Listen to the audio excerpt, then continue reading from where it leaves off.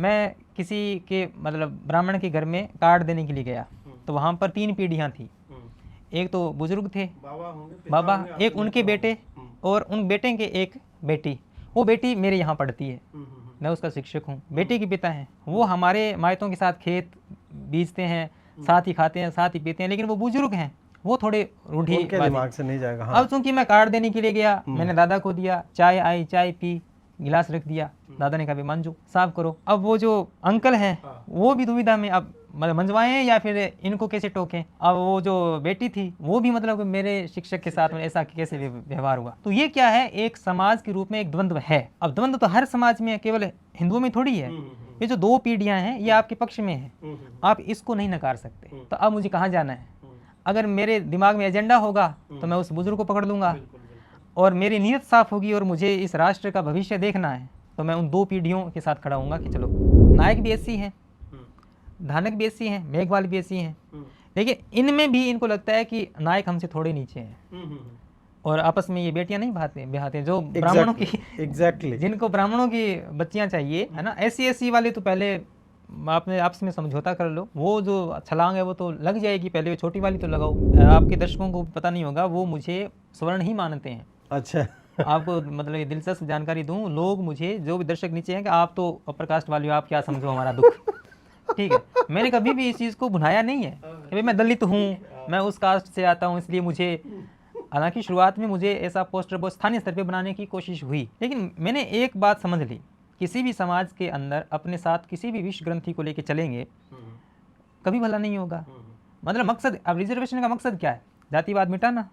आप आज़ादी के बाद से अब तक देख जातियाँ कम हुई हैं या बढ़ी हैं? 45 लाख जातियाँ, मैंने एक वो आंकड़ा देखा कहीं। तो श्वेतों को वर्तमान में ग्लानि बोध से भरने के लिए, एक गिल्ट ट्रिप पे भेजने के लिए, अपराध बोध से भरने के लिए वो क्या करते हैं, इंटररेशियल का एक पूरा बाजार उन्होंने सजा रखा है। अगर हम किसी समुदाय की महिला की अस्मिता का मानवर्धन अगर कर दें तो मतलब मनोवैज्ञानिक स्तर पर हम एक विजयी कौम के रूप में उभरेंगे।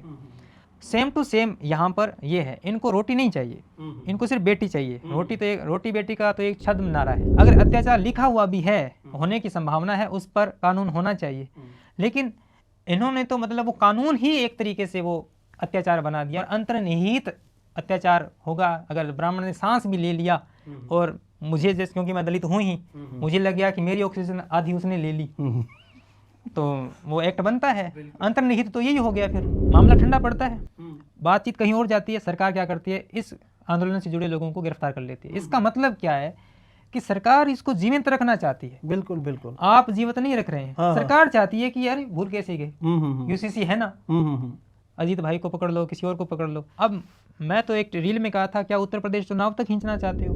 मेरा आलोचना जो है आरक्षण में, आलोचना ये है कि जिसको आरक्षण मिल गया उसके बावजूद वो अगर अपनी पीढ़ी को सुधार नहीं पा रहा है तो ये अकर्मण्यता है। आप जो कंज्यूम कर रहे हो उसके लिए कोई कमा रहा है, कोई जो उद्योगों में हो या मजदूर हो, वो आप निठल्ले बैठ के पढ़ सको, जो मतलब 50-50 साल के होने के बाद में एमए ही कर रहे हैं, तो उनके लिए कोई कमा रहा है ना, वो जब फ्री खा रहे हैं। तो नमस्कार दोस्तों, आजकल चाहे राजनीति हो या फिर सोशल मीडिया हो या मेन स्ट्रीम मीडिया हो, दलित शब्द एक ऐसा शब्द बन चुका है जिस पर कई बार जब हम बोलते हैं तो बहुत झिझक के साथ बोलते हैं कि कहीं SC/ST एट्रोसिटी एक्ट ना लग जाए, या फिर UGC को लेकर के पूरा का पूरा ये एक पैराडाइम शिफ्ट आ गया जिसमें कथित दक्षिणपंथी ही हैं जो 2 धड़ों में बढ़ चुके हैं।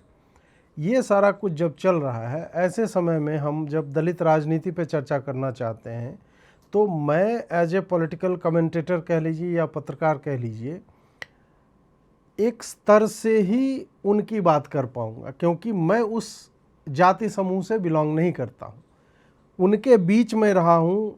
मैं जातिवादी स्वयं को नहीं मानता, बहुत सारे लोग मानते हैं, परंतु फिर भी उनका क्या एंगल है, वो जीवन को किस तरह से देखते हैं, उनके जीवन में उनकी जाति को लेकर के क्या क्या हुआ है, ये चर्चा कहीं ना कहीं पीछे रह जाती है। इसका एक कारण यह भी है कि यदि आप वो विशेषण जोड़ना चाहें कि दलित पॉलिटिकल कमेंटेटर्स कितने हैं जो स्तर के हैं, कहने का तो अब रील बन रहा है और बहुत सारा कुछ भीम और ये सारा कुछ चल रहा है, पर एक्चुअल में जिनको सुना जा सकता है, जिनको पढ़ा जा सकता है, वो कितने हैं?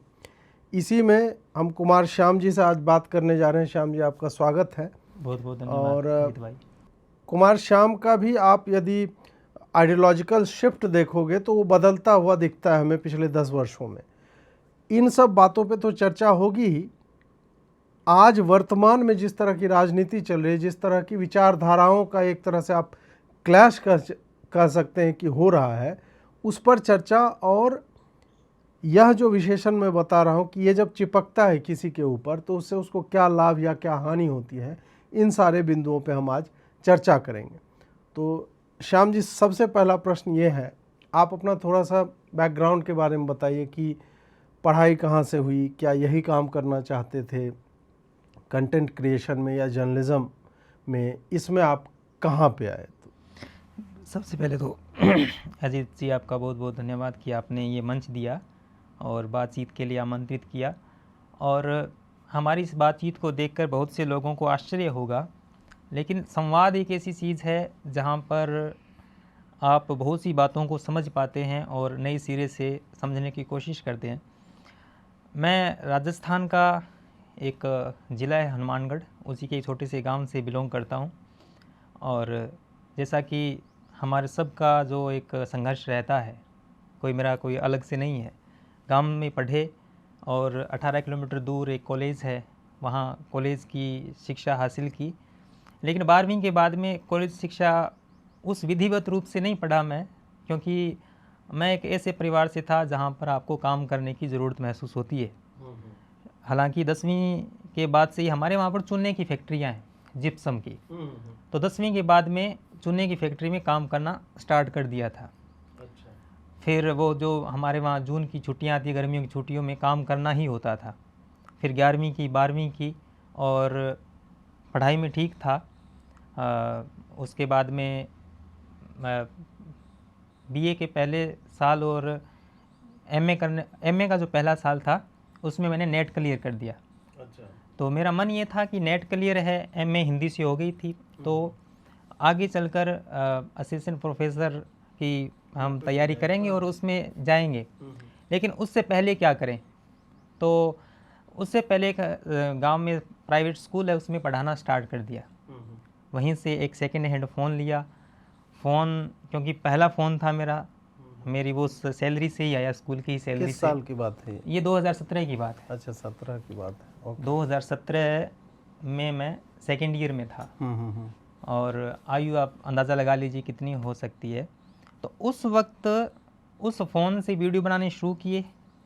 बिल्कुल भी पता नहीं था कि आगे ये मतलब इसका कमाई का साधन भी बन सकता है, ये पत्रकारिता का भी एक माध्यम बन सकता है। लेकिन बोलने का, लिखने का, क्योंकि उस ज़माने में कथा, राजस्थानी में कहानियाँ लिखता था, कविताएं लिखता था, पत्रिकाओं में, बड़ी बड़ी पत्रिकाओं में छपती भी थी। तो वो एक साहस था कि मैं जो लिखता हूँ उसको मैं बोल भी सकता हूँ। तो वहाँ से यूट्यूब चैनल बना और सहज बुद्धि से जो भी मैं बोल पाता था उस वक्त बोलता गया। तो उससे एक आइडेंटिटी बनी यूट्यूब पे कि आप तो मतलब, क्योंकि जिस ओरा से आप घिरे रहते हैं, जिन लोगों से घिरे रहते हैं, आप वैसे ही उस ज़माने में वैसे ही होने शुरू हो जाते हैं। क्योंकि आप स्कूल से निकल के आए हैं, आपको विचारधाराओं का खेल का पता है नहीं।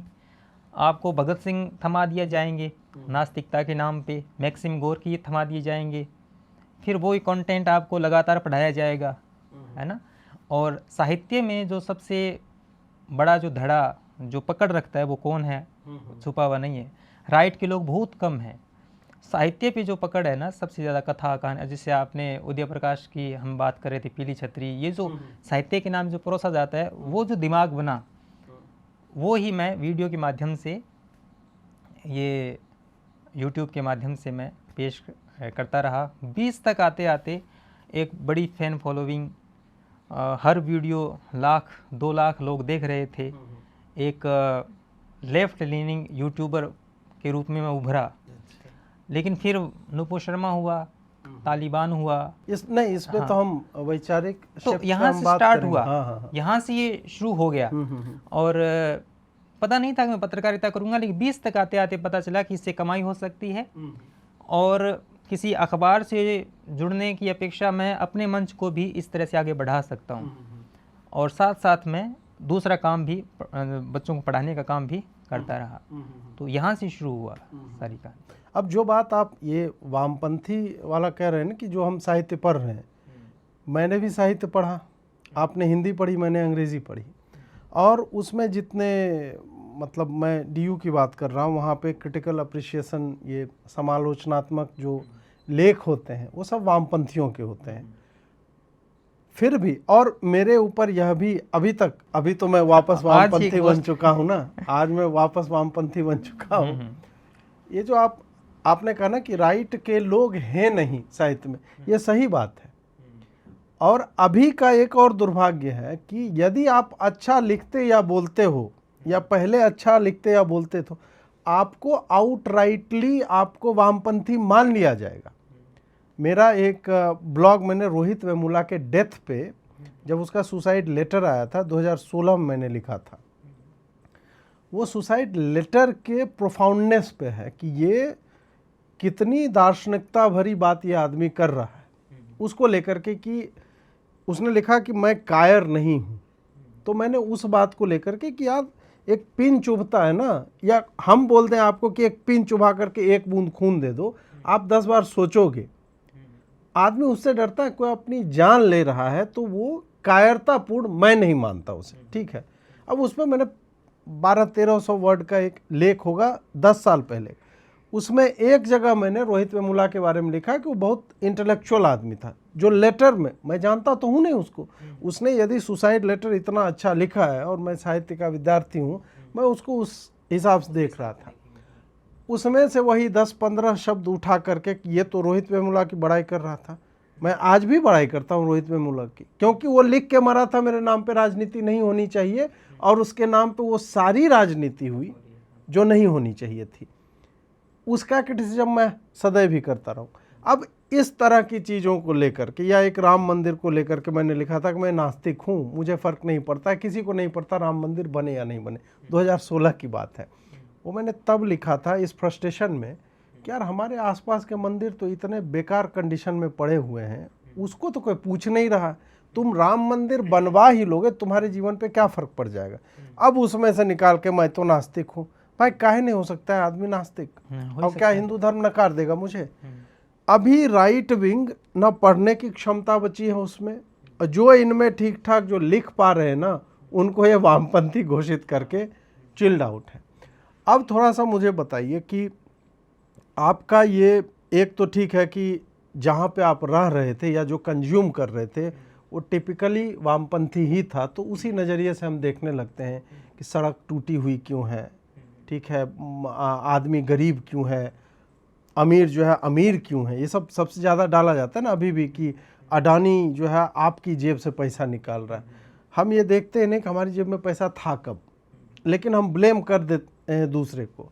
ये शिफ्ट कैसे आया आप में? ये कुछ, जब आप एक सिरा पकड़ते हैं पढ़ने का, तो आप जो सोचते हैं उसमें आत्मचिंतन भी लगातार चलता रहता है, क्योंकि हम किसी के पिट्ठू तो है नहीं कि हम इनके नौकर हैं जो हम अपना नहीं सोच सकते हैं। जैसे अभी आपने कहा सड़कें टूटी हुई क्यों हैं, तो वामपंथ की दिक्कत क्या है? राजस्थान में ये सड़क के लिए आंदोलन करेंगे और जहाँ से पत्थर निकलता है वहाँ पर पहाड़ बचाएंगे। तो आप इनसे पूछो भी सड़क बनेगी कैसे बिना पत्थर?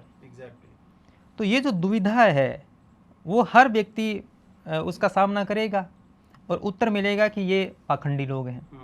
या तो सड़क ले लो, या पहाड़ ले लो, या बिजली ले लो 24 घंटे, या फिर वो वन ले लो। हाँ, कोयला तो उन्हीं के नीचे से निकलेगा ना। नेता कोई अपनी हड्डियां गला के तो आपको बिजली बना के नहीं दे सकते। बिल्कुल। तो ये जो पाखंड था इनका, ये सामने आता है। मेरे कुछ उस यूट्यूब की यात्रा में, क्योंकि मुझे मुसलमानों का वो मसीहा कहा गया, और उस ज़माने में वो जो अलवर में लिंचिंग हुई, और आज भी आलोचना करता हूँ मैं। विचारधारात्मक शिफ्ट क्या है? लिंचिंग किसी की व्यक्ति की भी होती है, आलोचना करेंगे ना हम, उसको कैसे जस्टिफाई कर सकते हैं? मतलब आज ही करता हूँ तब की। अब वो उनकी गलती है कि मैं उनका वो मतलब पोस्टर बॉय हूँ। मैं तो सच, या जो मेरी सहज बुद्धि थी, हो सकता है बायसनेस भी हो, मैं ये नहीं है कि मैं तो उस ज़माने में भी सब कुछ जानता था, बहुत सी चीज़ें आज सामने आई है। यही बातें लोग नहीं समझते हैं। फिर मैं अपने पे आऊँगा कि वो कुरान वाला एक फ़ोटो चिपका देते हैं मेरा, या लव जिहाद को। यार 2013 में लव जिहाद नहीं था, कुछ कोई डिस्कस नहीं कर रहा था लव जिहाद के बारे में इधर उधर। तो जब सूचना आई, ये लोग का क्या है ना कि ये इवोल्यूशन एक्सेप्ट ही नहीं करते हैं कि एक आम व्यक्ति आदमी विकास क्रम होता बदल है। सकता है हाँ। भाई, और बदल सकता है। अभी मैं क्या लिख रहा हूँ, फिर तो मोदी जी ने क्या कहा था, रूपी के डिक्लाइन पे क्या, उसमें क्यों पिनक जाते हो तुम? अमित शाह 2016 से जो बोल रहे हैं आज तक फुलफिल नहीं हुआ घुसपैठियों को लेकर के।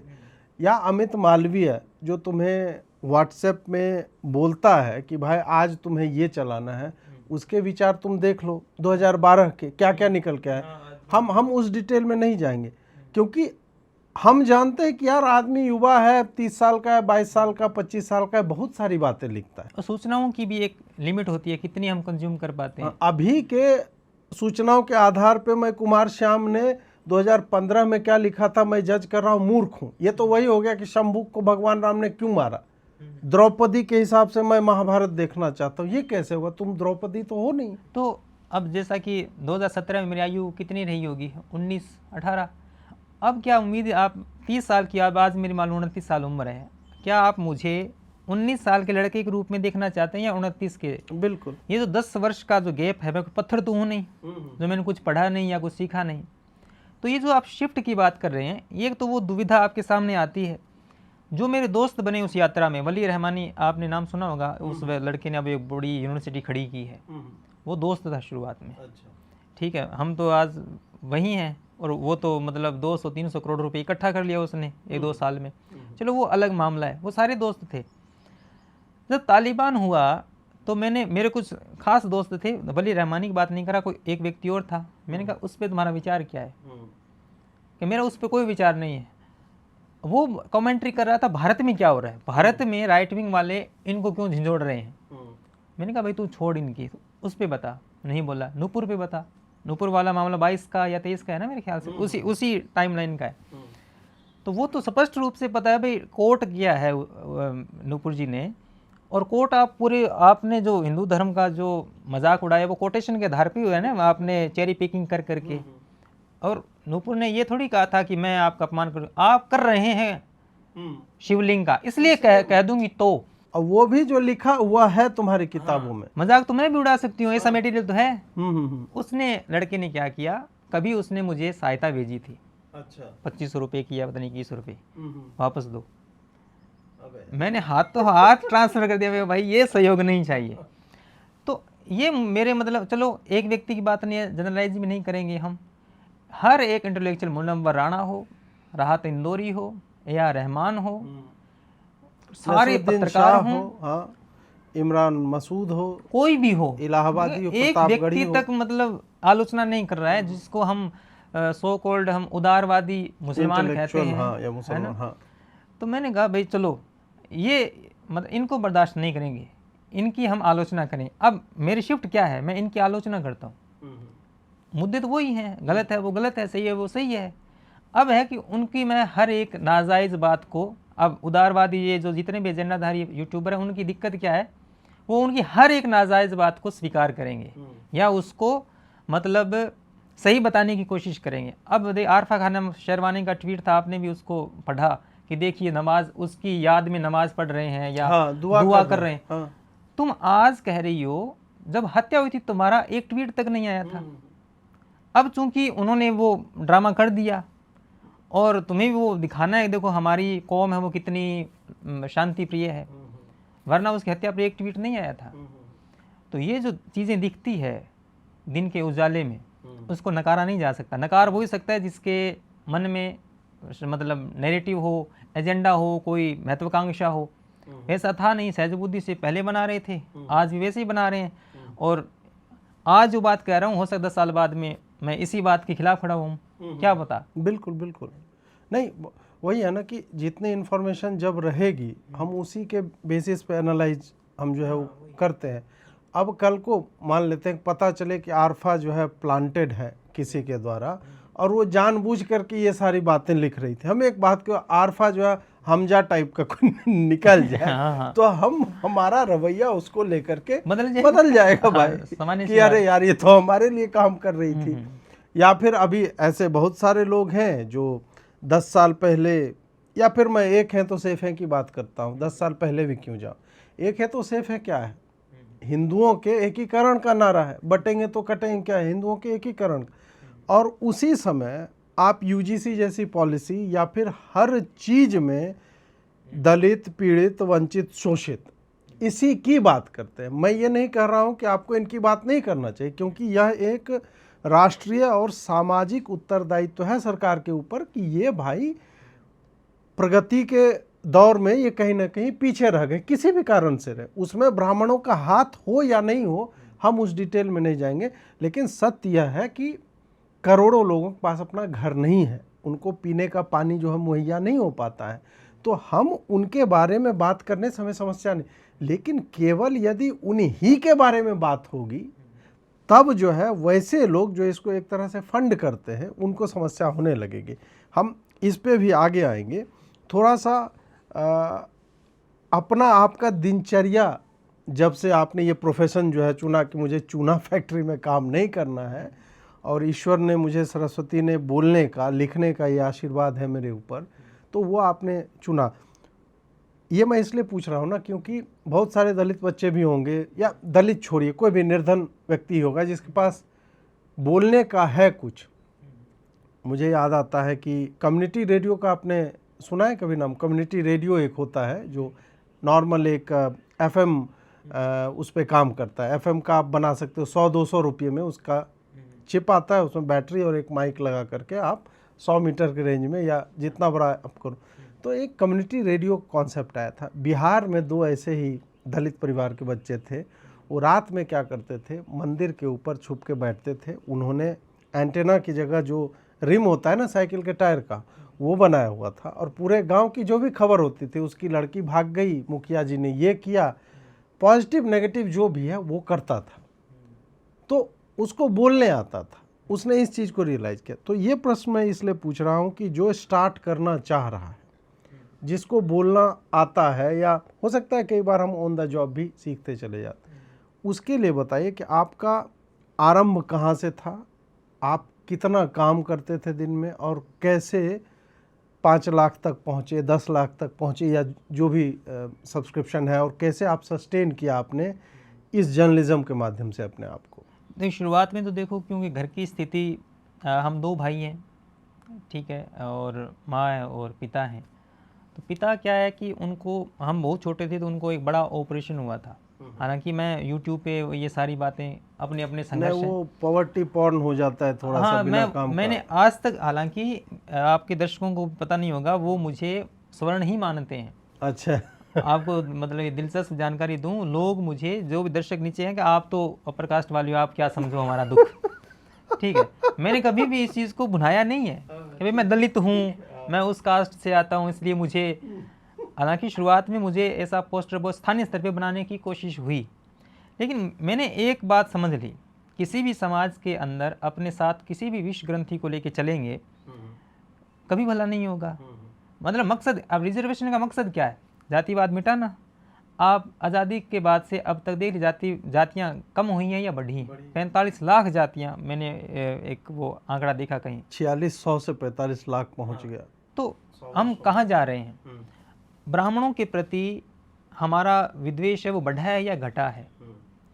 तो ये चीज़ें, मतलब मैंने पहले दिन से मुझे इस चीज़ का भान था कि ठीक है, समाज में जाति एक प्रश्न है, लोगों ने पढ़ी है, मैंने जी है, ठीक है, लेकिन मैंने उसको माध्यम बना के, टूल बना के कभी भी मतलब किसी दूसरे समुदाय को उस तरह से, न तो गांव में अपने स्तर पे, अपने स्थानीय स्तर पे, और न ही अपने इस काम के स्तर पे। हालांकि बहुत बड़ी व्यूअरशिप थी इसमें, खूब पैसा था। मेरे साथ जिन्होंने काम शुरू किया था वो तो पता नहीं कहाँ चले गए, और मैं अभी भी संघर्ष कर रहा हूँ। क्यों? मतलब यदि लाइन वही आप रखते तो आपको लगता है आप इससे ऊपर होते? बहुत, अब मिलियंस में होता मैं। ध्रुव राठी के बाण में 1000 थे, तब मेरे 10,000 थे।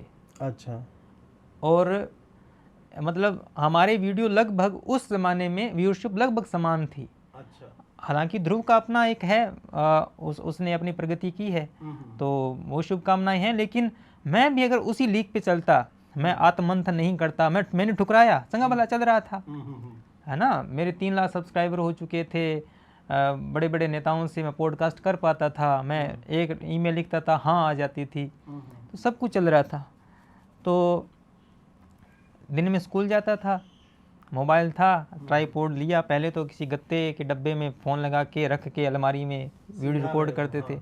शुरुआत में तो वही आरएसएस की आलोचना, वही योगी आदित्यनाथ की आलोचना, वही हिंदू धर्म, हिंदू मतलब होली क्यों मनाते हैं हम, अच्छा। रक्षाबंधन का क्या मतलब है ना, ये सब अच्छा है ना, हुमायूं ने राखी भेजी थी, रक्षाबंधन का मूल तो वो है। ये सारी चीज़ें वो जो है ना, शुरुआत में जिन चीज़ों से हम गुजरते हैं वही वीडियो बन रहे थे।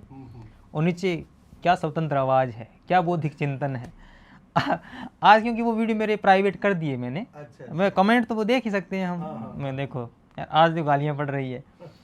तो काम करता था, फिर यहाँ से जब आना शुरू हो गया तो उस काम को छोड़ना ही था। जब आप मतलब बोल के अपना वीडियो बना के कमा सकते हैं तो आपको वो भारी भरकम काम करने की ज़रूरत नहीं है। लेकिन मेरे काम से जो आत्मविश्वास आया मेरे अपने समाज में, और न केवल मेरे समाज में, मैंने जिन बच्चों को पढ़ाया उनमें मेरे समाज के बच्चे नहीं थे, उनमें अनुपात आप तथाकथित सवर्ण आप जिनको कहते हैं वो थे बच्चे, और वो मेरे काम से प्रेम करते थे।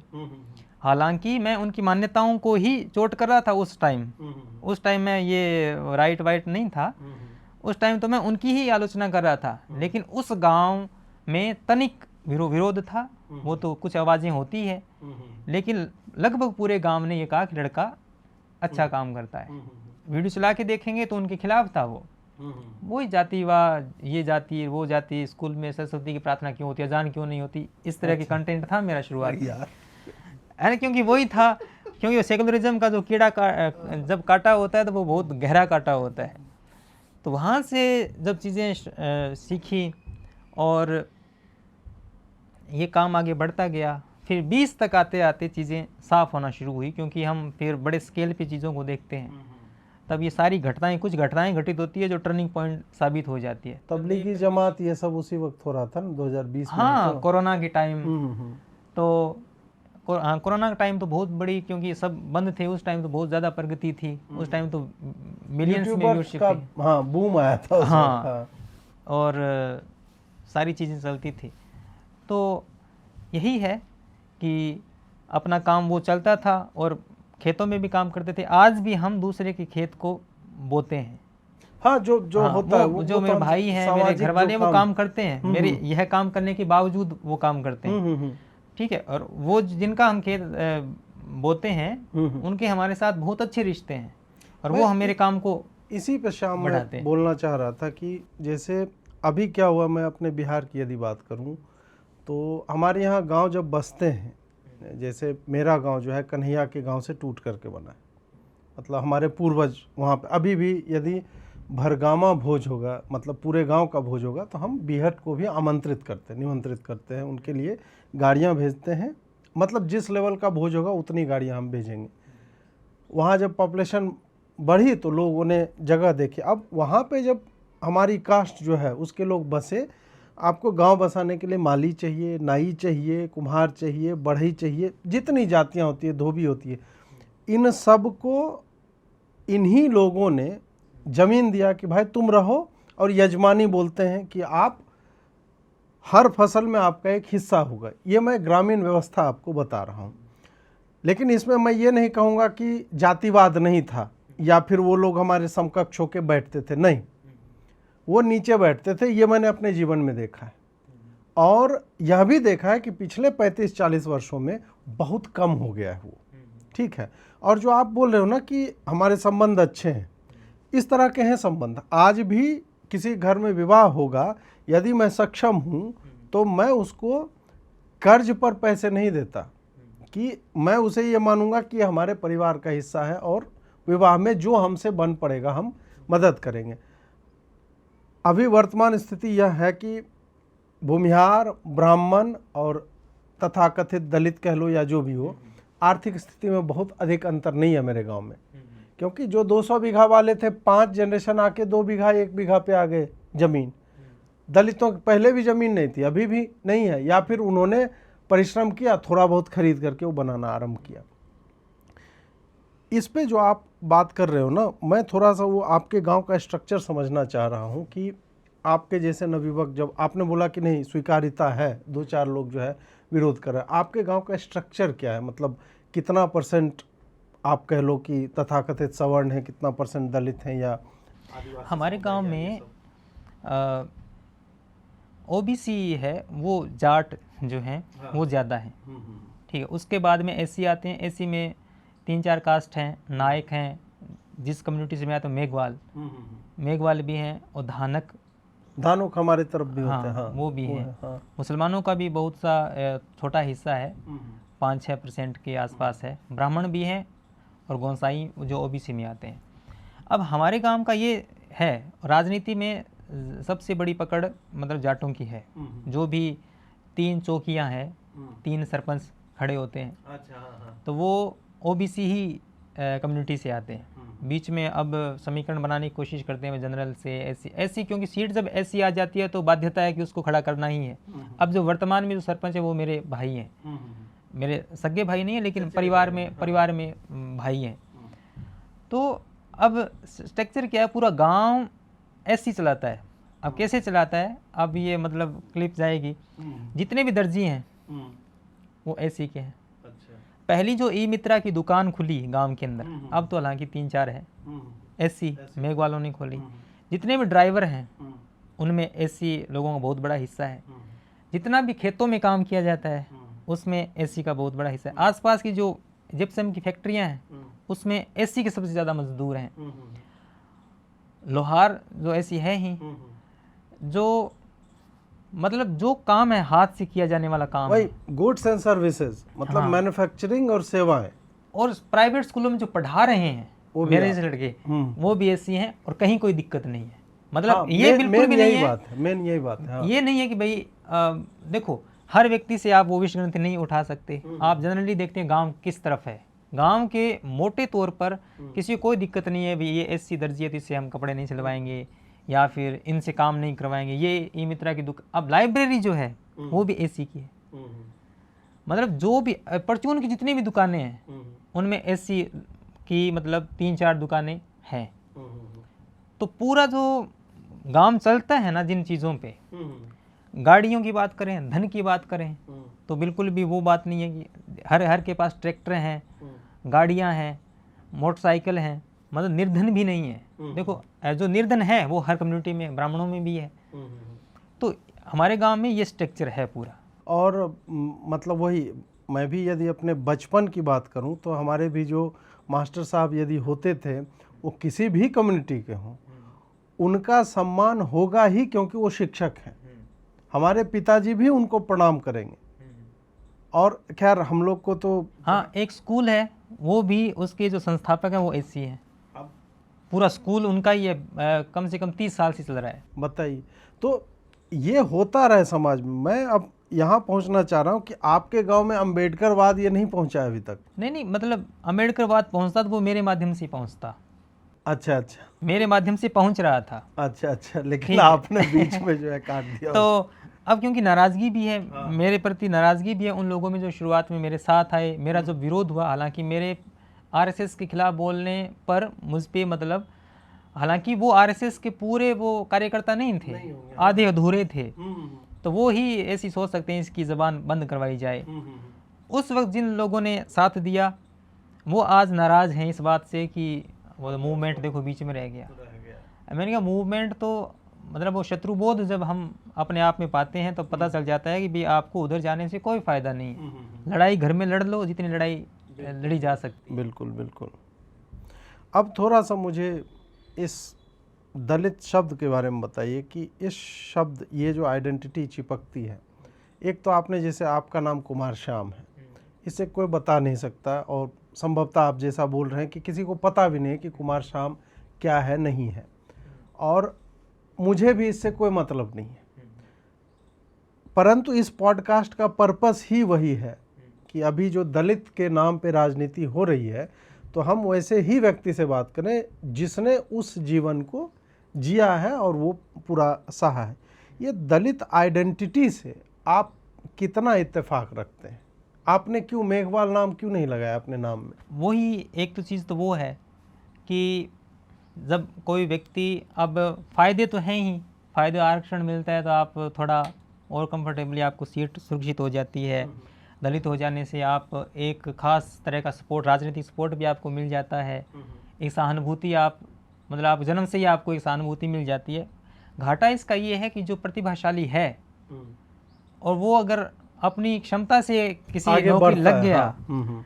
तो संदेह किया जाएगा। संदेह ये होगा कि आप तो मतलब रिजर्वेशन से लग गए, यानी उसकी जो मेरिट है, उसकी जो अपनी जो क्षमता है उसको मतलब कम आंका जाएगा। ये एक मनोवैज्ञानिक चीज़ है। अब मैं चूंकि मतलब उस कम्युनिटी से बिलोंग करता हूँ जिसको दलित कहा जाता है, आप मतलब दलितों में भी दलित दलितों में महादलित दलित बोला जाता है। हाँ, बिहार में महादलित में आते हाँ हैं।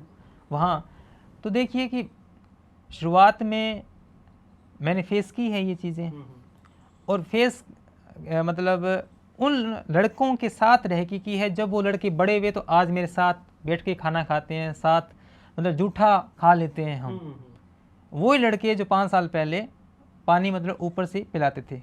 अब इसमें पॉइंट सबसे बड़ा क्या है कि एक समाज के रूप में जो एक अपने सामाजिक सुधार की जो गति है वो कितनी तेज है। क्या एक ही लड़का ऊपर से पानी पिला सकता है और 5 साल के बाद में साथ बैठ के खाना खा सकता है? किसी समाज में मैंने ऐसा नहीं देखा है। द्वंद्व देखिए आप, मैं किसी के मतलब ब्राह्मण के घर में कार्ड देने के लिए गया तो वहाँ पर 3 पीढ़ियाँ थी। एक तो बुजुर्ग थे, बाबा, एक उनके बेटे और उन बेटे के एक बेटी।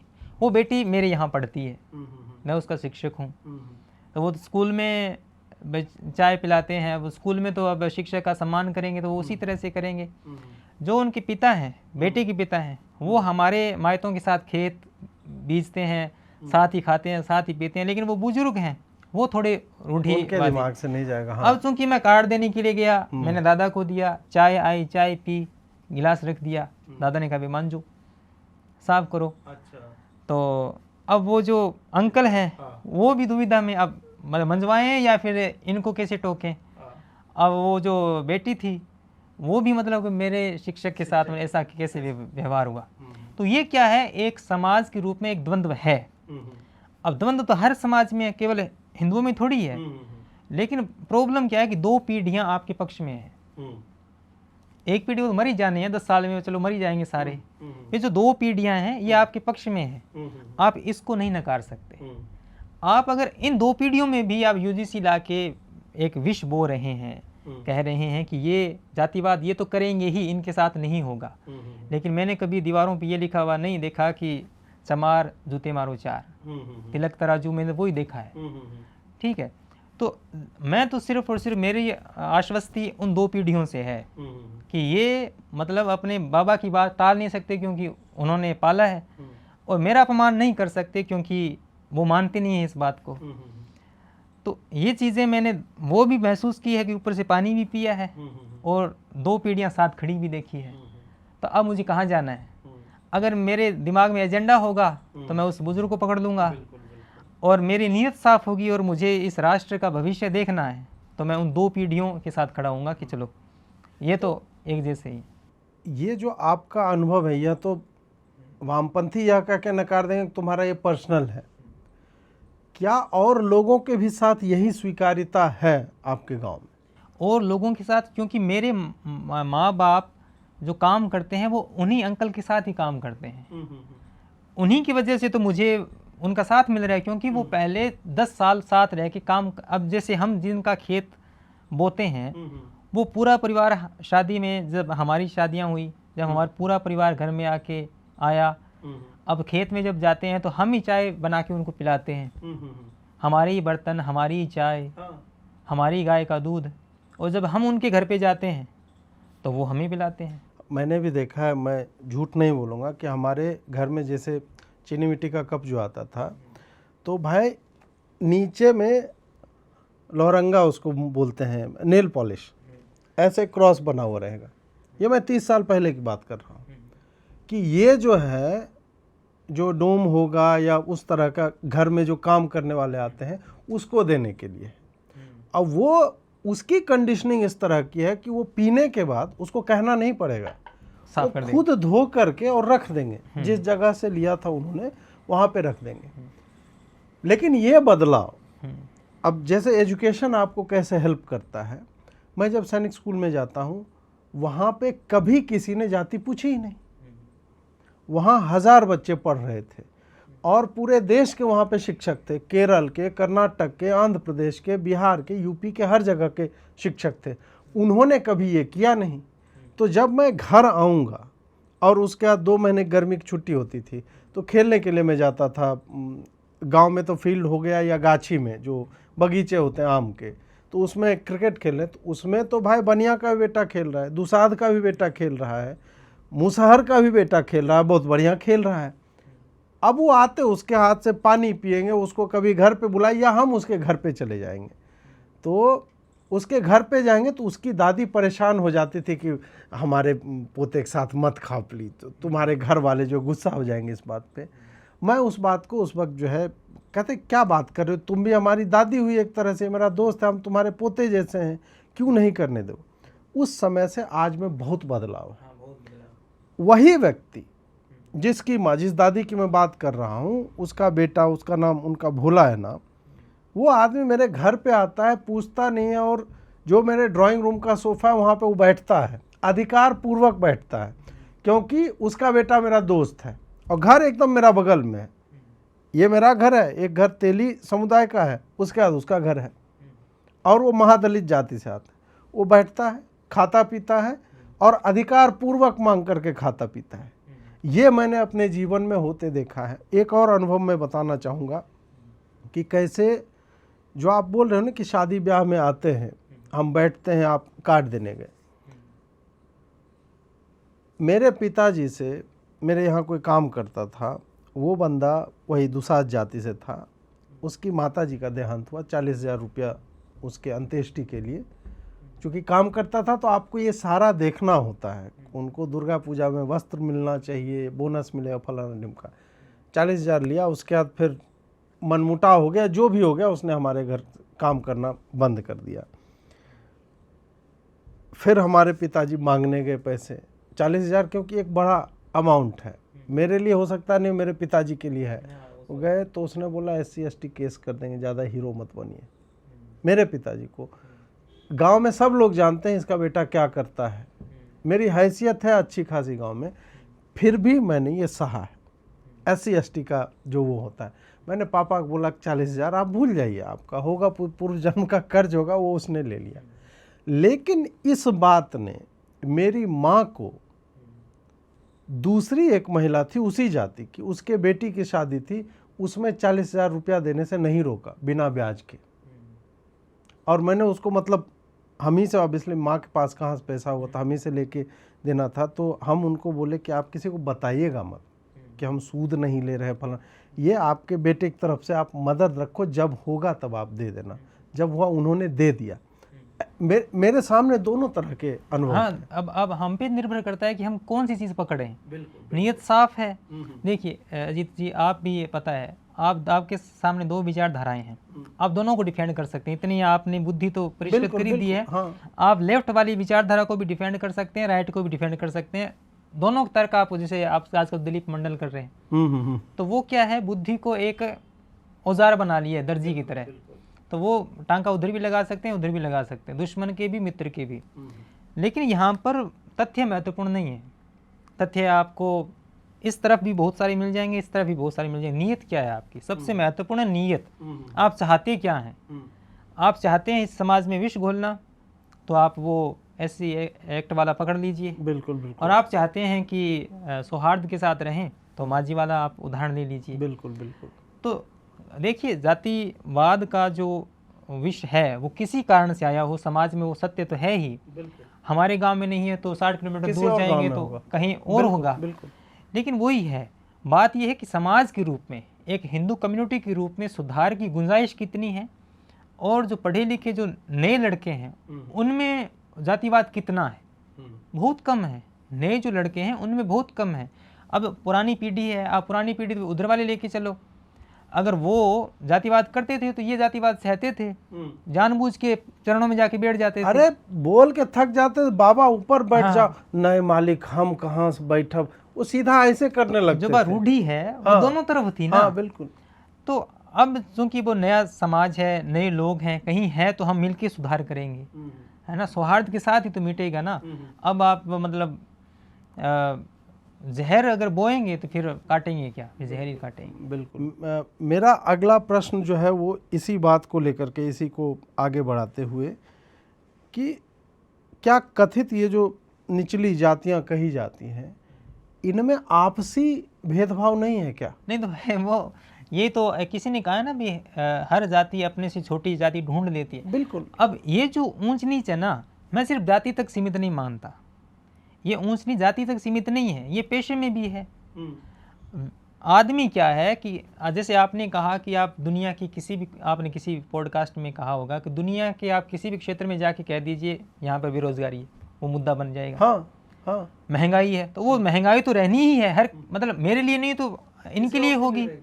ये दो मुद्दे कभी भी उठा लो उठ जाएंगे, क्योंकि वो तो कहीं ना कहीं है ही। इसी तरह से भेदभाव, जाति नहीं होगी तो कुछ और होगा, क्लास होगा, क्लास नहीं होगा तो कद पे हो जाएगा। हायरार्की, वही मैं बोल रहा हूँ ना कि किसी को कि मैं ज़्यादा अमीर हूँ। हाँ, तो यह जो जाति को, क्योंकि जाति एक सेंटिमेंटल एक चीज़ है, इसको पकड़ेंगे तो आपको एक वोट बैंक मिलेगा, सारी राजनीति का खेल है। लेकिन अब ऐसी नायक भी ऐसी हैं, धानक भी ऐसी हैं, मेघवाल भी ऐसी हैं, लेकिन इनमें भी इनको लगता है कि नायक हमसे थोड़े नीचे हैं, और आपस में ये बेटियां नहीं ब्याहते हैं जो ब्राह्मणों की, एग्जैक्टली जिनको ब्राह्मणों की बच्चियां चाहिए उनको आप पहले मतलब धानक की लेके आओ, कर लो, हाँ। है ना। SC वाले तो पहले आपने आपस में समझौता कर लो, वो जो छलांग है वो तो लग जाएगी, पहले वो छोटी वाली तो लगाओ।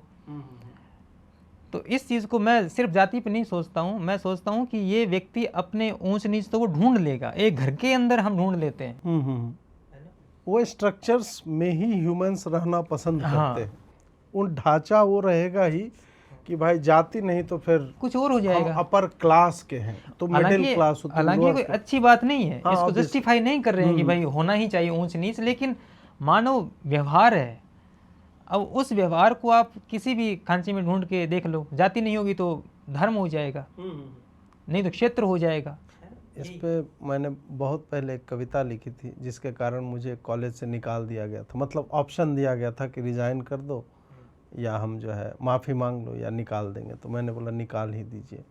एग्जैक्टली इसी बात पे थे कि भेदभाव का जो ये सर्कल होता है इससे कोई कभी बाहर नहीं निकल सकता।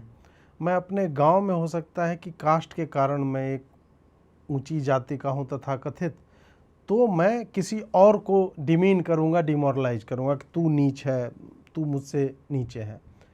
ज्यों ही मैं बिहार से बाहर दिल्ली आता हूँ मैं बिहारी हो जाता हूँ, क्षेत्रीय भाव आ जाता है ना। बिहारी अनपढ़ गवार जाहिल होते हैं, रिक्शा वाला होते हैं, मजदूर होते हैं।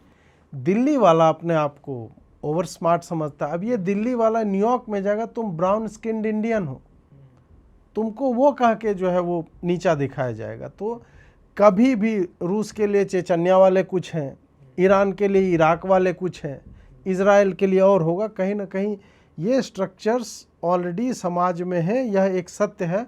हम उसको कितना क्लोज कर सकते हैं उस पे होना चाहिए। और बेटी रोटी वाले पे अब थोड़ा सा मैं उस पर आना चाहूँगा कि आदमी IAS बन गया, एक संदीप वर्मा करके था ना, IAS बन गया, फिर एक मीनाक्षी सिंह करके भी थी, वो भी थी। इन लोगों के 2 वीडियो आए जिसमें वो कह रहे थे कि ब्राह्मण अपनी बेटियां हमें दान करते हैं। फिर अभी एक फेक स्क्रीनशॉट चला जिसके चक्कर में मैं भी आ गया, वो सूरज येंगड़े वाला जो दलित पॉर्न को लेकर के था। वो स्क्रीनशॉट हालांकि फेक था, लेकिन उसने ऑलमोस्ट सिमिलर बातें लिखी है कि दलित पुरुषों को देखकर ब्राह्मण महिलाएं लाड टपकाती हैं, और मुझसे पूछ लो ये बात। तो द वायर ऐसे लोगों को प्लेटफॉर्म देता है, बहुत सारी जगह पे ऐसे लोगों को प्लेटफॉर्म मिलता है। तो क्या आपको ये जो ब्राह्मणों को लेकर के एक लस्ट टाइप का ये क्रिएट किया जा रहा है, उसका क्या कारण लगता है कि इसके पीछे क्या सोच हो सकती है? देखिए जीत जी, मैंने गत दिनों में एक वीडियो बनाया था, भारत से बाहर जाके देखे हम, भारत से वो बाहर। मैंने देखा और उसका इंट्रो बहुत सुंदर आपने लिखा था, बहुत बढ़िया लिखा था आपने। भारत से बाहर, चलो भारत में तो जाति को लेके ये खेल है, भारत से बाहर ब्लैक और श्वेत का गेम है। तो श्वेतों को वर्तमान में ग्लानि बोध से भरने के लिए, एक गिल्ट ट्रिप पे भेजने के लिए, अपराध बोध से भरने के लिए वो क्या करते हैं, इंटररेशियल का एक पूरा बाजार उन्होंने सजा रखा है। आप मतलब इस वर्ड को आप बीप कर देना। वो क्यों है? वो इसलिए कि मतलब किसी की अस्मिता को कुचलने का जो एक प्रयत्न है ना, वर्चस्व है। तो किसी समुदाय में सबसे हम जो इज्जतदार चीज़ मानते हैं वो सदियों से महिला को माना जाता है। अगर हम किसी समुदाय की महिला की अस्मिता का मानमर्दन अगर कर दें तो मतलब मनोवैज्ञानिक स्तर पर हम एक विजयी कौम के रूप में उभरेंगे। तो वो मतलब पश्चिम के अंदर श्वेत और अश्वेत के इस मतलब कुरूप परिदृश्य को उन्होंने प्रकट किया है, और उससे घृणित और क्या हो सकता है। सेम टू सेम यहाँ पर ये है, इनको रोटी नहीं चाहिए, इनको सिर्फ बेटी चाहिए। रोटी बेटी का तो एक छद्म नारा है। अब इनको वही जो एक यौन वर्चस्व की जो भावना है वो दलितों के अंदर भरी जा रही है। अब तो टारगेटेड, जो लव जिहाद की हम जब बात करते हैं तो टारगेटेड अब ये हो गया है कि अब दलित लड़कों को टारगेट करना है, अपर क्लास की लड़कियों को। और अब जब खुले मंच से इस तरह की मतलब कहा जा सकता है, जब तक बेटियां नहीं देंगे, क्यों भाई, रोटी ले लो, है ना, दिहाड़ी ले लो, रुपए ले लो, नहीं, बेटी चाहिए, क्योंकि उसके पीछे वही यौन वर्चस्व की भावना है। और कोई प्रेम से उनको बेटियां नहीं चाहिए, उनको मतलब छीन के लेने वाली जो बात है ना, किसी युद्ध में जीती हुई ट्रॉफी के रूप में। तो मैं तो सिर्फ और सिर्फ ये जो रोटी बेटी का नारा है मैं इसी परिदृश्य में देखता हूँ। और दिन प्रतिदिन ये जो इंटेलेक्चुअल जो दलित मूवमेंट के जो अग्रणी लोग हैं वो इस तरह के जो आर्टिकल है वो मेरी मान्यता को पुख्ता कर रहे हैं। और इसमें भाव यही है, आप बड़े बड़े आर्टिकल देख लीजिएगा, लिखे जाएंगे और लिखे जाने चाहिए कि ये जो भाव है, ये रोटी बेटी का जो एक सुंदर नारा था, इसकी कुरूप परिणति इस रूप में हो रही है कि अब देखिए एएमयू में क्या है, एएमयू में और जामिया में 50% तो उनकी सीटें बुक हैं ही। उनको क्या चाहिए, SC ST लड़के चाहिए, लड़कियां चाहिए। जनरल क्लास की उनको क्या चाहिए, लड़कियां चाहिए। AWS के पुरुष भी उनको नहीं चाहिए। मतलब उनको सिर्फ जनरल से है ना, सिर्फ लड़कियां चाहिए। वो जो आरक्षण वाले भी अगर देखें तो उनको वो लड़के भी नहीं चाहिए जनरल के, सिर्फ लड़कियां चाहिए। तो ये जो एक परिदृश्य बना है ये कुरूप है, और ये मैं उससे मैच करके हमेशा देखता हूँ इंटररेशियल वाले मामले में।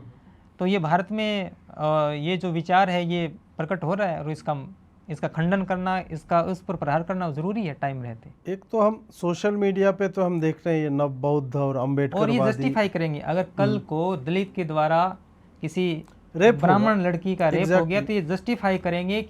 अब वो जो पीली छतरी वाली लड़की है, वो जो उपन्यास है उस उदय प्रकाश का, उसमें क्या है, वो जो दृश्य निरूपण हुआ है उसमें यही है ना कि वह जब उसको मतलब नोच रहा था तो उसके दिमाग में सदियों पुरानी वो प्रतिशोध की भावना, जो रिवर्स ह्यूमिलेशन है, वो अब करने की इनकी कोशिश है। वो एक स्त्री पर, वही जो आप बोल रहे थे ना कि अगर आपके पास लिखने को शब्द हों तो आप ये सब लिख सकते हो बहुत अच्छे से। ये मतलब इसको साहित्य अकादमी मिल जाए, ज्ञानपीठ मिल जाए इस तरह की शब्दावली को। ऐसा मैं एक लेख लिख दूं अभी और स्वयं की आत्मा को बेच दूं वामपंथियों के हवाले, तो मुझे अवार्ड ही अवार्ड मिलते रह जाएंगे कि मैं इस पे लिखूंगा कि जब वो मान मर्दन कर रहा, फिर मैं जस्टिफाई करूंगा ना।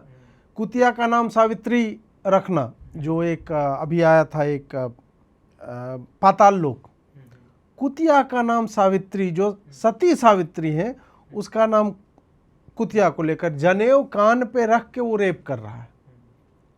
ब्राह्मणों को उस भाव से दिखाना, और फिर ये जो आप डोमिनेशन वाली बात कर रहे हो कि इनको केवल और केवल लड़कियां इसलिए चाहिए क्योंकि इनका दिमाग जो है परवर्जन वाला है, अस्मिता को कुचलने का प्रयास है और कुछ नहीं है। कि तुमको प्रेम, और ऐसा नहीं है कि दलितों का विवाह जो है ब्राह्मणों से नहीं हो रहा है, कर रहे हैं लोग। दलित आगे नहीं बढ़ रहे हो ऐसा भी नहीं, दलित सीईओ नहीं हो ऐसा नहीं है, हैं एंटरप्रेन्योर्स हैं, लेकिन वो कभी भी अपनी जाति को आगे नहीं रखते हैं कि मेरी सफलता मेरी जाति का कोई हाथ नहीं है। मैंने भेदभाव झेला है, मैं जानता हूँ, लेकिन मैं यह भी जानता हूँ कि हो सकता है उन्हीं ब्राह्मणों ने हमें सस्टेन भी किया होगा, और उन ब्राह्मणों को हमने सस्टेन किया है जब वो यजमानी करते हैं। ये सारी बातें भी हमें समाज में जो देखने को। अब थोड़ा सा ये नवबौद्ध फेनोमेनन जो है उसको लेकर, क्या ये केवल सोशल मीडिया पे ही है? 2 साल पहले तो मेरा जो अपना आकलन था कि ये सोशल मीडिया पे बहुत ज़्यादा है। नीचे में कोई अभी तक अंबेडकर की फ़ोटो लगा करके छठ मना रहा हो या विवाह कर रहा, मैंने देखा गैस चूल्हे के अराउंड जो अंबेडकर के नाम पे संविधान लेकर के वो विवाह कर रहे हैं। मतलब फेरे तुम्हें साथ ही लेने हैं, लेकिन तुम्हें हिंदू धर्म का विरोध करना है। इसको आप कैसे देखते हैं? नहीं, ये सिर्फ सोशल मीडिया पे नहीं है, मेरे बहुत से ऐसे जानकार हैं जो हिंदू होकर ऐसी कैटेगरी से नौकरी लगे हुए हैं, लेकिन वो मान्यताओं से पूरे बौद्ध हो चुके हैं, है ना। उनके घर पे भंते, अब क्या कहते हैं उनको, वो साधु, मैं साधु ही कहता हूँ, साधु आते हैं उनके यहाँ। उनके जो सारे कर्मकांड हैं वो बौद्ध रीति से ही होते हैं। अब चूंकि बौद्ध होने के बावजूद भी आप ऐसी रह सकते हैं, आरक्षण आपको मिल ही जाएगा, तो इनका मोटा मोटी वही है कि बहुमत कैसे हासिल किया जाए राजनीतिक रूप में, जब तभी तो ओबीसी को उसमें डाला गया है, क्योंकि एससी एसटी मिला के बहुमत नहीं हो पा रहा था। फिर मीम वाले आए, फिर भी नहीं हो पा रहा था, तो क्या करें? फिर ओबीसी को लाओ, ओबीसी को बताओ भाई तुम तो किसान थे, अब तुम्हारे साथ भी हुआ था। जबकि हमारे गांव के अंदर अगर जातिगत भेदभाव का अगर सिनेरियो देखा जाए, और आपने भी वो जो उस एक्ट के तहत जो दोषी पाए जाते हैं वो 81% ओबीसी वाले हैं, होते हैं। हाँ। तो आप उनको उससे बाहर कैसे कर सकते हैं? क्योंकि उनका मकसद क्या है? वो एक बहुमत आंकड़ा बनाया जाए लाभमंदी का, ताकि राजनीतिक रूप से वो रोटी सेकी जा सके। तो जो ये जो बौद्ध वाला जो है, हर घर में अम्बेडकर की फ़ोटो होगी, बुद्ध की फ़ोटो होगी, उनको पता नहीं बुद्ध ने क्या कहा था, नहीं पता है उनको अम्बेडकर ने क्या कहा था। मेरा उनके साथ डिस्क्रिमिनेट ये एक ही हुआ, हमारे गांव के पास ही उन्होंने एक बाबा साहब की जन्म तिथि पर उन्होंने कार्यक्रम रखा, मैंने अपना उद्बोधन दिया। मैं उस वक्त मतलब अम्बेडकरवादी होने के नाते भी मैंने अपना संयत विचार ही रखा। कहा कि भाई ये जो अपने अंदर जो विश्व ग्रंथि होती है उसको आगे बढ़ाने का कोई मतलब नहीं है। बाबा साहब से अगर सीख सकते हैं तो ये सीखो कि आप मुसलमानों को भी गिरा सको और हिंदुओं को भी गिरा सको। कहने का मतलब ये है कि आपकी दृष्टि तो पाक साफ हो, भले ही आपको समझ न हो, लेकिन आपकी नीयत साफ होगी तो कल नहीं तो परसों, परसों नहीं तो अगले दिन आप अच्छी जगह पहुंच जाएंगे, एक स्थिरता विचार में आ जाएगी। मंच से कहा जाने लगा कि ब्राह्मणों को हम तलवार से काट देंगे, मैं उसी वक्त कार्यक्रम छोड़ के चला गया। मैं कि भाई ये नहीं चलेगा, ब्राह्मण क्यों नहीं होने चाहिए? जब हमारा मकसद जाति मिटाना है तो हमारी इस कमेटी के अंदर ब्राह्मणों का प्रतिनिधित्व क्यों नहीं है? हम तो उसी की बात करते हैं ना, प्रतिनिधित्व होना चाहिए, तो हमारे इसमें क्यों नहीं है? तभी तो हमें पता चलेगा ना हमें करना क्या है। तो वहाँ से धीरे धीरे मुझे थोड़ा कि छोड़ो यार कौन सा, अब तो ये तो संगी हो गया। हाँ, संगी।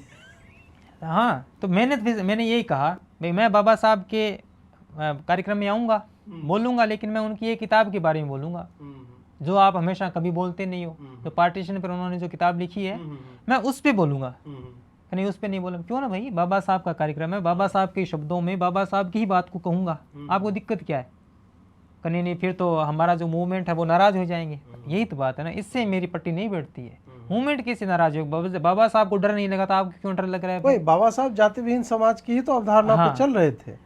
तो आप उनके डर से आप मतलब फिर तो आपका वही है, राजनीति है, आपका कोई मूवमेंट समाज में कोई बदलाव के लिए है नहीं। तो ये सच्चाई है, मतलब नीचे लोग अपनी आस्थाएं चेंज कर रहे हैं, कागजों में जरूर वो हिंदू हैं, लेकिन ये जो कीड़ा है ये समाज में गहरे ते काटा हुआ है। वो तो मेरे आसपास तो बहुत बड़ी संख्या में लोग इस तरह की रवायतें निभा रहे हैं। मतलब उसका फिजिकल मैनिफेस्टेशन हो रहा है। लोग जो अब ये, इसमें आप चंद्रशेखर जैसे लोगों का, इसको दो तरह से देखिएगा। एक तो जो ऐसे नेता हैं जो इन बातों को हवा दे रहे हैं, दूसरा वो जो हिंदुओं की एकता की बात करते हैं, लेकिन चंद्रशेखर जब कहता है कि हम जो है चमड़ा उतारना भी जानते हैं, चमड़े का जूता बनाना भी जानते हैं, पहनना भी जानते हैं और मारना भी जानते हैं, इसका कोई विरोध नहीं करता।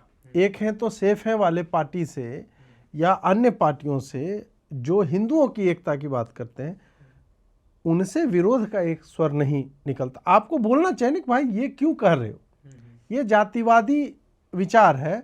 जब कोई तुमको नहीं कह रहा है कि तुम तो जूता जाके बनाओ, जब मैं ये किसी को बोलूँगा तब आप रिटेलिएशन में बोलोगे कि हाँ जूता बनाना जानते हैं और मारना भी जानते हैं, ये बोलोगे समझ में आएगा। क्योंकि चाहे जो ये जाति चर्मकारों की है, भाई वो तो हमारे वॉरियर्स भी रहे हैं, वाल्मीकि भी हमारे लिए युद्ध लड़े हैं, ऐसे इतिहास में उदाहरण है। और जो ओबीसी जाते हैं उनके तो राजा भी रहे। तो ये जो 5000 साल का फेक नैरेटिव ये सब किया जाता है, मूल प्रश्न यही है कि चंद्रशेखर जैसे नेता जो हैं, जो इन बातों को हवा देते हैं, उसको आप कैसे देखते हो और फिर इस पर कोई रिटेलिएशन नहीं मिलता है, उसको देख करके आप क्या लगता है? चंद्रशेखर रावण जो है वो दलितों में अकबरुद्दीन ओवैसी हैं, ठीक है। वो जो ध्रुवीकरण है समाज के अंदर, क्योंकि लड़ते हुए दिखते हैं वो। अब दलितों के अंदर बहुत से कम लोग हैं जो, और जो लोग हैं जो वास्तव में जो बात कर रहे हैं दलितों की, इस तरह की बात, उनको वो दरकिनार करके, क्योंकि जो बड़ी आवाज़ है, सांसद भी अब हो गए हैं, अब उन लोगों को ये नहीं पता है कि सांसद किसने बनाया है। आपने नहीं बनाया है सांसद, मुसलमानों ने बनाया है। नगीना सीट पर प्रतिशत देख लीजिएगा किनका कितना है। तो वो तो ध्रुवीकरण कर रहे हैं। राजनीति की अपनी वो मजबूरियां हैं, क्योंकि जब हम चंद्रशेखर की बात को काटेंगे तो फिर उस समुदाय के अंदर वो होगा कि हमारे नेता को टोका जा रहा है, तो सारे डरते हैं। और बाबा साहब भीमराव अम्बेडकर तो एक वो ऐसी मजबूरी बन चुके हैं कि उन पे मतलब अब ईश निंदा का आरोप लग सकता है हर किसी पे, अगर उनकी आलोचना आपने कर दी। भगत सिंह और बाबा साहब भीमराव अम्बेडकर, इन दो व्यक्तियों को आप छू नहीं सकते। गांधी जी को तो फिर भी हम लपेट सकते हैं, नेहरू जी को लपेट सकते हैं, अम्बेडकर को लपेटने का अभी तक मतलब, और मत लपेटिए भले ही, लेकिन जो समाज के अंदर बाबा साहब का जो सपना था उसके विपरीत जो काम होता है, कम से कम आप उस पर तो बोल सकते हैं। नहीं बोलते हैं। ज़्यादा महत्वपूर्ण अब चंद्रशेखर नहीं है, ज़्यादा महत्वपूर्ण है लेफ्ट यानी जो बौद्धिक हैं, जो पत्रिकाओं में, साहित्य में, कहानियों में, फिल्मों में जो नैरेटिव गढ़ा जाता है कि ब्राह्मण हमेशा ही मतलब चोर होगा, व्यभिचारी होगा, गुंडा होगा, और पीड़ित जो होगा वो हमेशा दलित होगा, और बचाने वाला मुसलमान होगा। ये जो नैरेटिव है ना, अब रामू वो जो क्या कहते हैं उनको, वो अंकल वो बन के आते हैं ना, कोई मुसलमान होगा वो अंकल होगा हमेशा ही, अच्छा अंकल होगा, वो बचाएगा उसको डांटेगा। ये नैरेटिव साहित्य से गया। इसकी काट करने के लिए पैरेलल समानांतर कोई भी साहित्यिक पत्रिका आप देख लीजिए, 5 जैसी अगर पत्रिका है वो भी पॉलिटिकल हो गई है। साहित्यिक एक विचार अलग चीज़ है। कहानियों में कहाँ है कहानियाँ, उपन्यास कहाँ लिखे जा रहे हैं, राइट लीनिंग जो इस तरह का परिप्रेक्ष्य रखने वाले उपन्यास कहाँ है। अब धुरंधर जैसी, ये कश्मीर फाइल जैसी फिल्में बन रही है तो कितना कुछ बदल रहा है। 2-3 फिल्में बनी हैं हमारे आसपास अभी इन्हीं सालों में, 2-3 फिल्में जो ढंग की बनी है, उन्होंने माइंड सेट चेंज किया है। अब देखिए 70 सालों से जो साहित्य और फिल्में बनी, उसने कितना बेड़ा गर्क किया होगा समाज का। तो अगर पॉलिटिकल न सही, लेकिन अगर हम साहित्यिक दृष्टि से भी, बौद्धिक चिंतन में भी अगर इस बात को लेखन के जरिए विद्यार्थियों तक पहुँचाएँ तो इसको रोका जा सकता है, कम से कम एक चिंतन खड़ा किया जा सकता है। मेरा मानना ये है। वही मतलब रिटेलिएशन हमें उन लोगों से नहीं दिख रहा है, क्योंकि आप जो बात कर रहे हो ना, इंडिविजुअल लेवल पे तो चलिए मैं लिख लूँगा, मैं बोल लूँगा, एक किताब भी मैं पब्लिश कर दूँगा, मेरे जैसे 10 लोग कर देंगे। लेकिन जब तक ये संस्थागत स्तर पे नहीं होगा, जो संस्थाएं इस पे काम कर रही हैं और जिनका कहीं ना कहीं लक्ष्य जाति विहीन समाज को लेकर के है, या फिर वो चाहते हैं कि जातिवाद समाप्त हो, उसमें आप इस तरह के नैरेटिव जो है, समरसता आपके केवल भाषणों तक ही सीमित रह जाती है और लोगों को आप अच्छी कहानियां नहीं दे पाते हो। पॉलिटिकल स्टोरीज आप दे लोगे कि शौचालय उसके घर में हमारी बेटियां जाती थी, इस तरह की बात करके, बट वो आंकड़े होते हैं। आप जब तक कहानियों के माध्यम से इन सारी चीज़ों को, वही है ना कि एक केरला स्टोरी आती है, उसके आने से पहले लव जिहाद पे बहुत लोग बहुत कुछ बोल रहे थे। कश्मीर फाइल्स पे जब आई है उससे पहले कश्मीरियों के साथ क्या हो रहा था लिख और बोल रहे थे, लेकिन फिल्म का इम्पैक्ट जो होता है वो लार्ज स्केल होता है। और आज के समय में लोग, भले वो फिल्म फिक्शन है, लेकिन धुरंधर में देखो कि फिक्शन से ज़्यादा वो डॉक्यू ड्रामा लग रहा है कि भाई ये तो एक एक डायलॉग तुम्हारा कहीं ना कहीं ट्वीट या किसी का कथन जो है वो अभी निकल के सामने जो है आ रहा है। तो संस्थाओं को या इन पार्टियों को जो कम से कम केयर करती हैं, उनको इस पर मुझे लगता है अब मतलब अब वो डायलॉग नहीं चल सकता कि सरकार हमारी है तो सिस्टम उनका है। अब सिस्टम बनाओ भाई। अब ममता कालिया को आप साहित्य अकादमी पुरस्कार दे रहे हैं और उसकी किताब में देखिए कौन सा कंटेंट है। देखिए संस्थागत प्रयास क्या है। मैंने उपन्यास लिखा और साहित्य अकादमी पुरस्कार देने वाली जो कमेटी है उसमें सारे वामपंथी भरे पड़े हैं। तो मेरे उपन्यास को मैं अपने स्तर पर कितना स्प्रेड कर सकता हूँ उसको। या फिर जय भीम जैसी स्टोरी जो है आप ऑस्कर के लिए और ऐसी जगहों पे जो आप जो है नामित करते हैं, जबकि उसी वर्ष और भी अच्छी फिल्में बनी हैं। और सबसे बड़ी दिक्कत यह है, जितनी पत्रिकाएं निकलती है, जैसे शुरुआत में मैंने जो राजस्थानी कथाएं लिखी उसमें जो सेकुलरिज्म का वो पुट था उसमें, तो वो छपी हाथों हाथ। मतलब उन संपादकों ने मस्तरहीन कथाओं को छापा और मुझे दलित कथाकार के रूप में परिचय दिया जाता था। मेरा जो लिखते हैं ना लेखक परिचय में दलित लेखक, और स्तरहीन और वाक्य भी अशुद्ध हैं, मात्राओं की गलती है, अपने स्तर पे ठीक करके वो छाप रहे थे। ये तरीका है किसी विचार को फैलाने का, स्थापित करने। यहाँ पे तो कितने स्तरीय लिख के दे दो तो छाप, पहली बात तो कोई पत्रिका ही नहीं है इस विचार की, और दे दो तो छापने वाले भी नहीं है क्योंकि आपस में वो है। तो ये जो आपने जो कहा संस्थागत प्रयास का, तो इसमें ये रोल जो है पत्रिकाओं का, यहाँ पे जो लोग बैठे हैं, अब वो सिस्टम वाली बात नहीं है, अब लोगों को बिठाओ अगर कुछ परिवर्तन करना है। अब परिवर्तन कैसे हो सकता है बताइए। वो जो आपका यूजीसी बना के आई उसमें वो कौन थे और उन्होंने इम्प्लीमेंट करवा लिया, ओबीसी जुड़वा लिया, सजा हटवा ली। इंदिरा जयसिंह, हाँ, दिग्विजय सिंह भी थे मेरे ख्याल से उसमें ना। नहीं, इंदिरा जयसिंह को तो सुप्रीम कोर्ट ने बोला कि ये वो केस लड़ रही हैं, इस कारण इनको एज ए कंसल्टेंट आप रख सकते हैं। रखिए भी नहीं बोला था, बोला रख सकते हैं। इन्होंने केवल रखा नहीं, उसने जो जो 10 बिंदु बोले थे होने चाहिए वो सब इनकॉर्पोरेट किया है। अब यही यूजीसी वाली बात पे हम लोग आगे, आपको सबसे पहले कब पता चला और आपका क्या रिएक्शन था जब एक्सप्लेनर्स जब आने लगे? पता तो चलो 14 जनवरी को ये आया कि भाई ऐसा ऐसा एक नियमावली आई है, 15 तक उसको लोग लिखने लगे कि भाई ये तो बहुत भयावह है। पहला रिएक्शन आपका क्या था उसको? पहली बात तो ये कि आपके पॉडकास्ट में बैठ के मैं अगर आपका ही नाम लूं तो लोगों को लगेगा कि इसमें अपनी कोई आपस में कर रहे हैं। मतलब इस टॉपिक को हाईलाइट करने में, बाद में कोई पोस्टर बना के कोई धुरंधर बने वह अलग बात है ना। हमने स्टे लगवा दिया तो 3 पोस्टर बना के अपने छापे तो वो अलग बात है। चलिए वो सब अपने ही लोग हैं, अपने मतलब वो अलग बात है। लेकिन इस मामले को हाईलाइट करने में आपका लेखन समानांतर और मेरे ध्यान में भी तब आया जब इसमें क्या दिक्कत है। लगातार अजीत भाई लिख रहे हैं, तो जब हम 2012 वाला पढ़ते हैं, 2025 वाला पढ़ते हैं, तो कास्ट डिस्क्रिमिनेशन अलग से आपने कहा कि ये तो कास्ट डिस्क्रिमिनेशन कर सकते हैं और इनके साथ सिर्फ हो सकता है, जबकि 2012 वाले में ऐसा नहीं था, स्पष्ट नहीं था। कहा गया था SC/ST को थोड़ा रियायत दे देना, ओबीसी नहीं जोड़ा गया था। इसमें तो बता दिया कि ये जो जनरल कास्ट वाले हैं ये करेंगे ही, इनके साथ होगा नहीं। तो वही बात है जैसा आनंद रंगनाथन ने कही बात कि चाहे अत्याचार का 1% हो चाहे 0% हो, अगर अत्याचार लिखा हुआ भी है, होने की संभावना है, उस पर कानून होना चाहिए। लेकिन इन्होंने तो मतलब वो कानून ही एक तरीके से वो अत्याचार बना दिया कि भाई दीवारों पे लिखा जाए ब्राह्मणों की कब्र खोद देंगे, तो वो आके ये नहीं कह सकते कि मेरे साथ ये हुआ है। और अंतर्निहित अत्याचार होगा। अगर ब्राह्मण ने सांस भी ले लिया और मुझे जैसे, क्योंकि मैं दलित हूँ ही, मुझे लग गया कि मेरी ऑक्सीजन आधी उसने ले ली, तो वो एक्ट बनता है। अंतर्निहित तो यही हो गया फिर।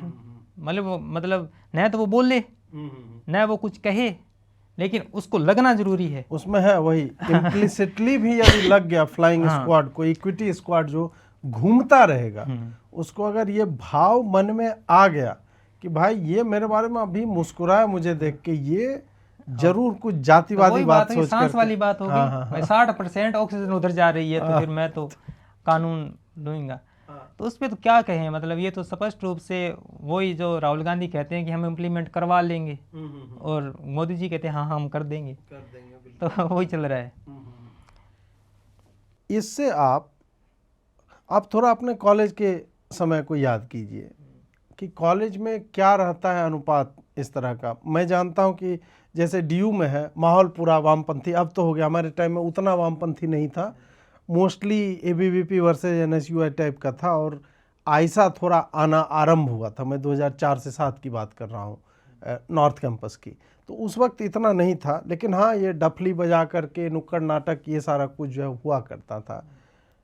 मैं अब सोचता हूँ कि यदि 5 साल में 375 केस आते हैं, देश में 30,000 के लगभग या पता नहीं कितना ऐसे ही कॉलेजेस बताए जाते हैं, इसमें यार 5 साल में 375 केस आ रहे हैं, उसके लिए क्या इस नियमावली की या इस चीज़ की आवश्यकता थी कैंपस में? आपने कैंपस में भेदभाव कितना लेवल तक नहीं, देखा है? हमारे कॉलेज जो हैं वो कॉलेज उस तरह से नहीं है कैंपस की तरह से, मतलब सेपरेट स्कूल की तरह ही स्कूल है। की तरह, हाँ। और वहाँ पर मतलब ये है ही नहीं। अब जो कुछ लोग व्यक्तिगत स्तर पे होते हैं, उनके स्तर पे अगर आप कानून बनाने चलेंगे तो कानून ये भी बनाइए कि ये जो अपने आरफा खानम शेरवानी जी हैं या राहत इंदौरी साहब, वो शेर पढ़ते हैं कि हमारे मुकुट रखे हैं अजायब घरों में, वो दम भरते हैं कि 800 साल हमने हुकूमत की, तो किस पे की? हिंदुओं पे की। तो क्या आप ऐसा कानून बना सकते हैं कि जो सांप्रदायिक अत्याचार होगा वो मुसलमान ही करेगा और हिंदू के साथ ही होगा? बना के दिखा दो। ऐसा ही नियम है ना ये। अगर वो गलत है तो फिर ये तो स्पष्ट रूप से गलत है। और वो तो दम भी भरते हैं कि हमने इस देश पे हुकूमत की थी, जबकि इसका उल्टा है। कांग्रेस तो वो कानून लेके आई थी कि हिंदू ही मतलब वो करेगा अत्याचार और मुसलमान पीड़ित होगा, जबकि उल्टा होना चाहिए। तो हमारे वहाँ वो माहौल है नहीं दरअसल। और मैं हमारे आसपास कम से कम 10 कॉलेज तो जानता हूँ, बहुत न्यून स्तर पे हर तरीके की मतलब वो दुष्टताएं हैं समाज में, तो होती हैं। 5% आदमी वैसे होते हैं। हाँ। व्यक्तिगत द्वेष है, उसको रंग अलग दे दिया जा सकता है। अब देखिए अभी एक वो लड़का है, उस पर 50 करोड़ का मानहानि का केस हुआ। इतने दिन पता नहीं था वो कौन है, आज वो निकल गया कि अब कल को मैं भी निकल जाऊंगा। अब मान लो कोई मुझ पे हमला कर दे तो मैं कार्ड खेल लूंगा भाई, दलित कुमार शाम पे हमला। तो इस तरह से अपने आपसी रंजिश के बाद में वो मामला जब तूल पकड़े, उसके बाद में वो स्वर्ण और अवर्ण हो जाए, ऐसे मामले तो हम लगातार देख ही रहे हैं। लेकिन अब ये यूजीसी इम्प्लीमेंट करने का वो सिर्फ 500-600 मामलों के आधार पे, और उसको सख्त कर देना, कोई गलत भी मतलब शिकायत करे तो उस पर कोई कार्रवाई न होना। पहले तो कम से कम अनुशासनात्मक कार्रवाई तो थी ना, वो भी हटा दिया आपने। तो इससे तो स्पष्ट है कि वो करके बना तो ठीक है, कुछ बिगड़ा तो ठीक है, ना बिगड़ा तो अपना क्या गया। बिल्कुल बिल्कुल बिल्कुल। तो वो कहानी है, क्योंकि कोई रेमेडी नहीं है। मेरी समस्या इस पूरे कानून से ये थी कि चलो तुमने ब्राह्मणों को या जनरल क्लास को एकदम हटा दिया, मैं वहाँ तक स्वीकार कर लेता। मेरी समस्या इससे थी कि इसमें पुलिस को इन्वॉल्व किया गया कि 15 दिन के अंदर आपको पुलिस को रिपोर्ट करना पड़ेगा। कैंपस पे जब आप पुलिस इन्वॉल्व कर रहे हो, आप इफेक्टिवली उस बच्चे का भविष्य बर्बाद कर रहे हो। निर्णय भी मेरे ख्याल से 30 दिन के अंदर अंदर हाँ देना ही है, देना भी है। हाँ। मतलब साला 5 करोड़ केस पेंडिंग है अदालतों में, 8% कन्विक्शन रेट है तुम्हारा SC ST एक्ट में, 92% फॉल्स निकलते हैं या प्रूव नहीं होता है। हम 92% को हम ऐसा नहीं मानेंगे सब फॉल्स ही होगा, प्रूव नहीं होता है कई कारणों से, कि मैं आपको यहाँ पे अभी गाली दे दूँ और वो आदमी मुकर जाए कि नहीं नहीं कोई गाली दी ही नहीं, क्योंकि वो मेरे कास्ट का है, आपके कास्ट का कोई है नहीं डिफेंड करना। फिर भी हम 92% यार 50% झूठा माना जाएगा ना, कि डाल देते हैं ऐसे कि SC ST एक्ट हम तुम पे लगवा। यार तुम इस तरह की इफेक्टिवनेस वाली चीज़ को, जिसका डेटा तुम्हारे सोशल जस्टिस मिनिस्ट्री के पास है, उसमें बच्चों को अगर तुमको हम मान लेते हैं कि आप इंस्टिल करना चाहते हैं वर्च्यू की, जातिवादी नहीं होना चाहिए कॉलेज में, आप अनुशासन का थोड़ा सा स्लैप ऑन द रिस्ट, 7 दिन के लिए रस्टिकेट कर देंगे, 15 दिन के लिए, ये आप करते। आप उनको क्रिमिनल की तरह बच्चों को ट्रीट नहीं कर सकते। हम और आप चलो 30 साल 40 साल के हैं, परिपक्व हैं, हम जो कर रहे हैं हम वी कैन टेक दैट। 18 साल के बच्चे यार, 19 साल अभी वो वोट देने के योग्य हुए हैं, उनकी वैचारिकता अभी फॉर्म हो रही उनको है। पता ही नहीं है कि ये जातिवाद की श्रेणी में आएगा या फिर बाहर आएगा। हम दोस्त यार नहीं होते हैं क्या, एक दूसरे को कलवा बोल दिया, लंबू, और जातिगत भी देते हैं, और वो भी हमको भी जातिगत देगा गाली, ये भी होता है, लेकिन वो मित्र है। तो हमारे जो ब्राह्मण दोस्त हैं, हाँ, तो बहुत बार ऐसा है कि हम उनको मतलब टोंट कर सकते हैं ब्राह्मण होने का। हाँ, दादाजी आप तो मांग के खा लोगे, हमारा क्या। हाँ, वही तो, लेकिन वो जब हमें कहेगा ना, उसको डर लगेगा। क्योंकि मैं उसको गाली दूं, उसका कोई कानून ही नहीं है। आज अगर वो उन्होंने मजाक में दे दी, अगर चल गई तो ठीक है, कल को अगर कोई कुछ मतलब वास्तव में गंभीर लड़ाई हो गई, तो मैं जो केस करूंगा ना, वो केस वो नहीं करूंगा, मैं केस SC ST ही जाएगा। बिल्कुल। और ये तो मैंने मतलब, क्योंकि अब मैं उस कम्युनिटी से आता हूँ, और ये जो मेरी टिप्पणी है ये मतलब विवादित हो सकती है स्थानीय स्तर पे, लेकिन कभी भी कोई भी इस तरह का मामला होगा और सामने वाला अगर दूसरी कास्ट का है, हाँ, तो ऑटोमेटिकली लग जाता। 95% ऐसा है कि वो केस लगेगा, वो ही लगेगा। पुलिस भी इसमें मिल जाती है कि ये वाला लगाओ, क्योंकि पुलिस को पैसा लेने का एक एवेन्यू बन गया ना कि वो धारा हम हटवा देंगे। तो तुम ये भी पूरा है कि पीड़ित को 8 लाख रुपया भी मिलता है। मतलब वो एक्सट्रीम जातिवादी हिंसा के केस में या इस तरह में 7-8 लाख रुपया मिलता है। तो वो बनवाने के लिए भी भाई, एक तो कोई राजू चार या ऐसे कर कोई नाम नरेश चार करके था, वो बंदा बता रहा है कि हमने तो जी ये तय कर रखा है कि इस तरह का केस होगा तो हमारा ये बंदा करेगा, उस तरह का केस होगा वो बंदा करेगा। ये खुल्लम खुल्ला चल रहा है, फिर भी सरकार आंख मूंदे हुए है। हमको ये समझ में नहीं आ रहा है कि इससे हम सामाजिक समरसता की ओर कैसे जाएंगे। अब जो हम बात करें, इसका मतलब ये नहीं है कि आप जातिगत रूप से गाली दें या फिर शोषण करें। हाँ, हम उसको नहीं कह रहे हैं। हाँ, हम एक कानून को एक हथियार बनाने की बात कर रहे हैं। ये एक दूसरा जो परिप्रेक्ष्य है इसकी बात कर रहे हैं। ये क्या कर रहे हैं ना, बोल रहे हैं हम तुमको सॉल्यूशन दे रहे हैं, अब प्रॉब्लम तुम खोज करके ले आओ। सॉल्यूशन नहीं है ये, तो मतलब एक पैरेलल प्रॉब्लम खड़ी की है आपने। वही हम बोल रहे हैं, बोल रहा है कि प्रॉब्लम तुम लाओ, हम सॉल्यूशन तुमको दे रहे हैं कि एक ऐसा कानून है जिसका तुम उपयोग कर सकते हो, जिसका तुम्हें करना था नहीं, हमने बना दिया, अब तुम इसका उपयोग कर सकते हो। और इससे इतना विषाक्त वातावरण हो जाएगा कॉलेज में। हालांकि अभी चलिए कहने को स्टे मिल गया है, पर मेरी समस्या वही है कि कहाँ तक हम पुश कर रहे हैं इसको, मतलब इंटेंट क्या था इसके पीछे। ये समझ से बाहर की चीज़ है। जो एक सोशल मीडिया पर थ्योरी चलती है कि योगी जी को ठिकाने लगाने का एक प्रयोजन। और एक चीज़ हो रहा है, कल ही एक व्यक्ति को अरेस्ट किया गया है, पवन नाम था उनका, क्या आपने पोस्ट की थी, मैं उनको ढंग से पढ़ नहीं पाया क्योंकि ये सफ़र में था। अब उनको अरेस्ट करने का कोई मतलब नहीं था, आपको हाउस अरेस्ट करने का कोई मतलब नहीं था। अच्छा, हाँ, पंकज धवरैया। हाँ, पंकज ना, क्या पंकज। अब जब इनको अब मामला ठंडा पड़ता है, बातचीत कहीं और जाती है, सरकार क्या करती है, इस आंदोलन से जुड़े लोगों को गिरफ्तार कर लेती है। इसका मतलब क्या है कि सरकार इसको जीवित रखना चाहती है। बिल्कुल बिल्कुल, आप जीवित नहीं रख रहे हैं। हाँ, सरकार चाहती है कि यार भूल कैसे गए, UCC है ना, अजीत भाई को पकड़ लो, किसी और को पकड़ लो। अब मैं तो एक रील में कहा था, क्या उत्तर प्रदेश चुनाव तक खींचना चाहते हो या बाद में कोई बयान आएगा। हालांकि ऐसे हम निष्कर्षों पे नहीं पहुंचते हैं, लेकिन कम से कम उसमें फिर आस्था जगती है कि भाई भाजपा क्या मोटिव है, कोई तो कारण होता है। बिल्कुल भाई, आपका कोर वोटर मतलब गंवा दो और आप दूसरे की लालसा में, आपको तो वोट नहीं देंगे वो जो नहीं दे रहे हैं, और जो दे रहे हैं वो तो ऐसे ही दे देंगे बिना इस आपके जनरल को बाहर करने के और अंदर करने के। तो मेरे तो मतलब इतनी राजनीतिक समझ है नहीं, लेकिन विश्वास होता है जो रिवर्स टाइप का ये कुछ करना चाह रहे हैं। जैसे हिंदुओं को मुसलमानों के 3 तलाक से क्या फ़ायदा है, कोई फ़ायदा नहीं है। लेकिन नाच रहा है हिंदू कि मोदी जी ने 3 तलाक बंद करवा दिया, पॉलीगेमी एंड करवाने से हमें क्या फ़ायदा हो रहा है उससे। हम नाच रहे हैं कि मोदी ने मुल्लों को पेल दिया। एग्जैक्ट भाव ये जाता है। उसी तरह यूजीसी वाले पे जो बात आप बोल रहे हो कि इसको ये जीवित इसलिए रखना चाहते हैं कि उधर वाले पोलराइज हो कि देखो मोदी कुछ नहीं बोल रहा है इस पे, भौंकते रहे।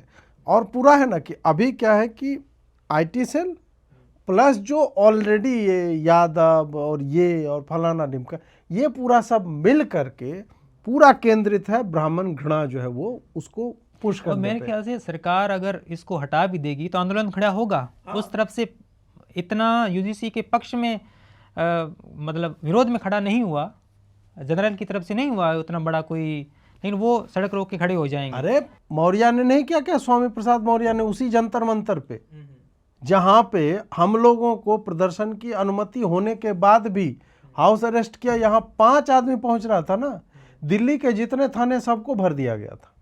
5 आदमी आए, बस में बिठाया, घुमा रहे हैं उसको, 20 आदमी आए, घुमा रहे हैं, पूरे दिन यही चलता रहा था। उसमें उसका कोई पर्पस नहीं था।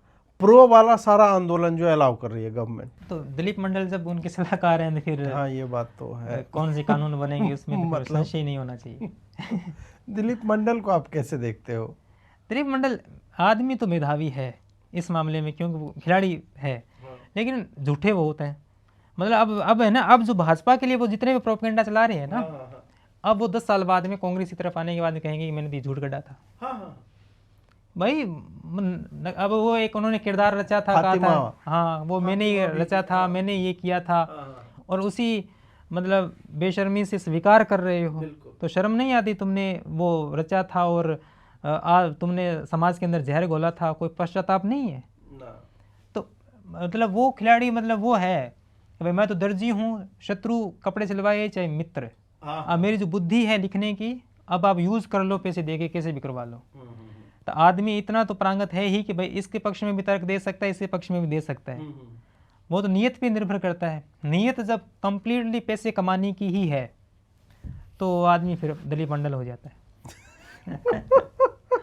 लेकिन लेखन में और जो स्टाइल है उनका लिखने का वो तो देखो है ही, लेकिन वो बात फिर वहीं आ जाती है कि उस स्टाइल का करें क्या जब समाज में भेद पैदा हो। नहीं, मैं जो आप बोल रहे हो ना कि इधर वालों की बौद्धिकता का स्तर कितना नीचे है या औसत है कि उन्हें दिलीप मंडल जैसों को हायर करना पड़ रहा है कि क्या तुम्हारे तरफ कोई भी नहीं है ऐसा लिखने बोलने वाले। और अगर ये बात कहेंगे तो अजीत भाई का खुद का मन कर रहा है। हाँ हाँ हाँ कि मैं साला वो 5x5 के क्यूबिकल में बैठ कर के एक डॉक्टर फातिमा थी और ये मैं जाकर के साला लिखूं दिन भर।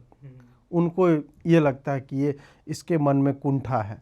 अब जैसे कुंठा वाली ही बात है जो अभी मधुकेश्वर वाला केस हुआ, यदि मैं कुंठित होता तो कितना अच्छा मैं इसको जो है 4 लाइव में करता और मधुकेश्वर के एक एक ट्वीट का मैं विश्लेषण करता और मैं फिर बताता कि फला मिनिस्टर फला के साथ कितनी बार फोटो है उसकी, मुस्कुरा क्यों रही है।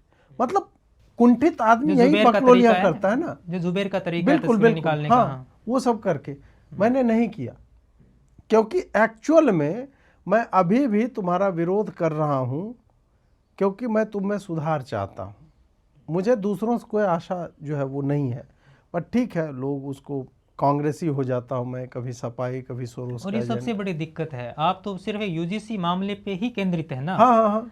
अब क्योंकि आप जो व्यक्ति 10 साल से 15 साल से एक विचार की धरातल एक नींव बने हुए हैं, कल को वो आप कोई कदम, जरूरी थोड़ी मोदी जी को ईश्वर है जो उनसे कोई गलती नहीं हो सकती है, किसी कारणवश हो सकती है, कोई राजनीतिक विवशता हो सकती है, लेकिन कम से कम स्पष्टीकरण आना चाहिए कि वजह क्या है, हम नहीं समझ पा रहे हों।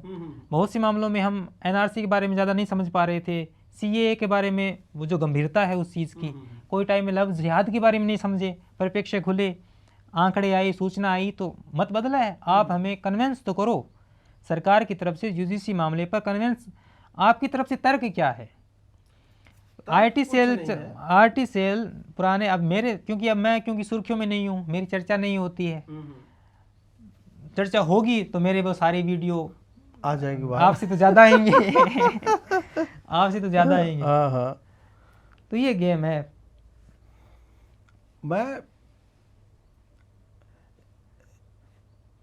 इतना मतलब उदास टाइप का हो जाता हूँ जो ये पूरा सिचुएशन है इस पूरे को लेकर के।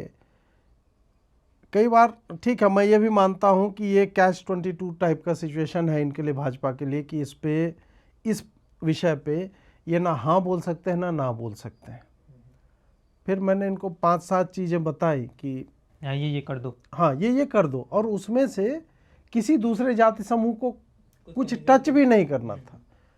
मेरा ये मानना है कि आप एससी के लिए हॉस्टल बनवा रहे हो, हमें कोई दिक्कत नहीं, हम जानते हैं कि आवश्यकता है, लेकिन निर्धन सवर्णों के लिए भी हॉस्टल बनना चाहिए, उनकी भी फीस माफ होनी चाहिए। आप निर्धनता को पैमाना बनाओ।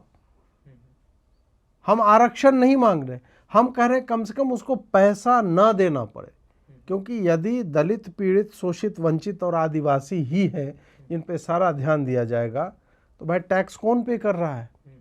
डायरेक्ट टैक्स की हम बात करें, क्योंकि ये जब दलित, पीड़ित, शोषित, वंचित हैं तो कमा तो रहे नहीं है, तो टैक्स तो पे नहीं कर रहे हैं। ये तो इनडायरेक्ट टैक्स जो खाना, और खाना भी जिसके हाथ में कम पैसा कम ही कंज्यूम करेगा। तो तुम जीएसटी भी बहुत ज़्यादा नहीं पे कर रहे हो, सब्सिडी भी मिल रही है 50 तरह की।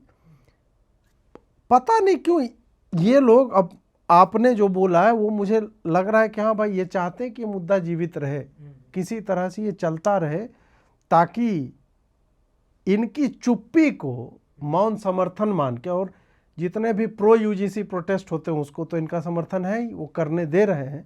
तो यही दिख रहा है, ये मतलब अति दुर्भाग्यपूर्ण मुझे लगता है। यही तो है। आज आरक्षण की अगर बात कर लें, आरक्षण मिलना चाहिए जिनको ज़रूरत है। सरकार अगर चाहती है कि सरकार और जो और नागरिक है वो चाहते हैं कि हम में से जो पीछे रह गए किसी भी कारणवश से, हम कारण पे नहीं जाते हैं, हम उनको अपना टैक्स देके, अपना परिश्रम देके उनको आगे लाएंगे। जो आगे आ गए उनको आप, मेरा आलोचना जो है आरक्षण में, आलोचना ये है कि जिसको आरक्षण मिल गया उसके बावजूद वो अगर अपनी पीढ़ी को सुधार नहीं पा रहा है तो ये अकर्मण्यता है। बिल्कुल बिल्कुल, ये फिर जाति मामला नहीं है। अब 1 लाख रुपया आपको सरकार आपको दे, 1 लाख मुझे दे, 2 साल बाद में आके मैं शराब में उसको उड़ा दूं और आप उस 1 लाख से ये बिल्डिंग बना दें, तो अब इसमें जाति कहाँ आ गई?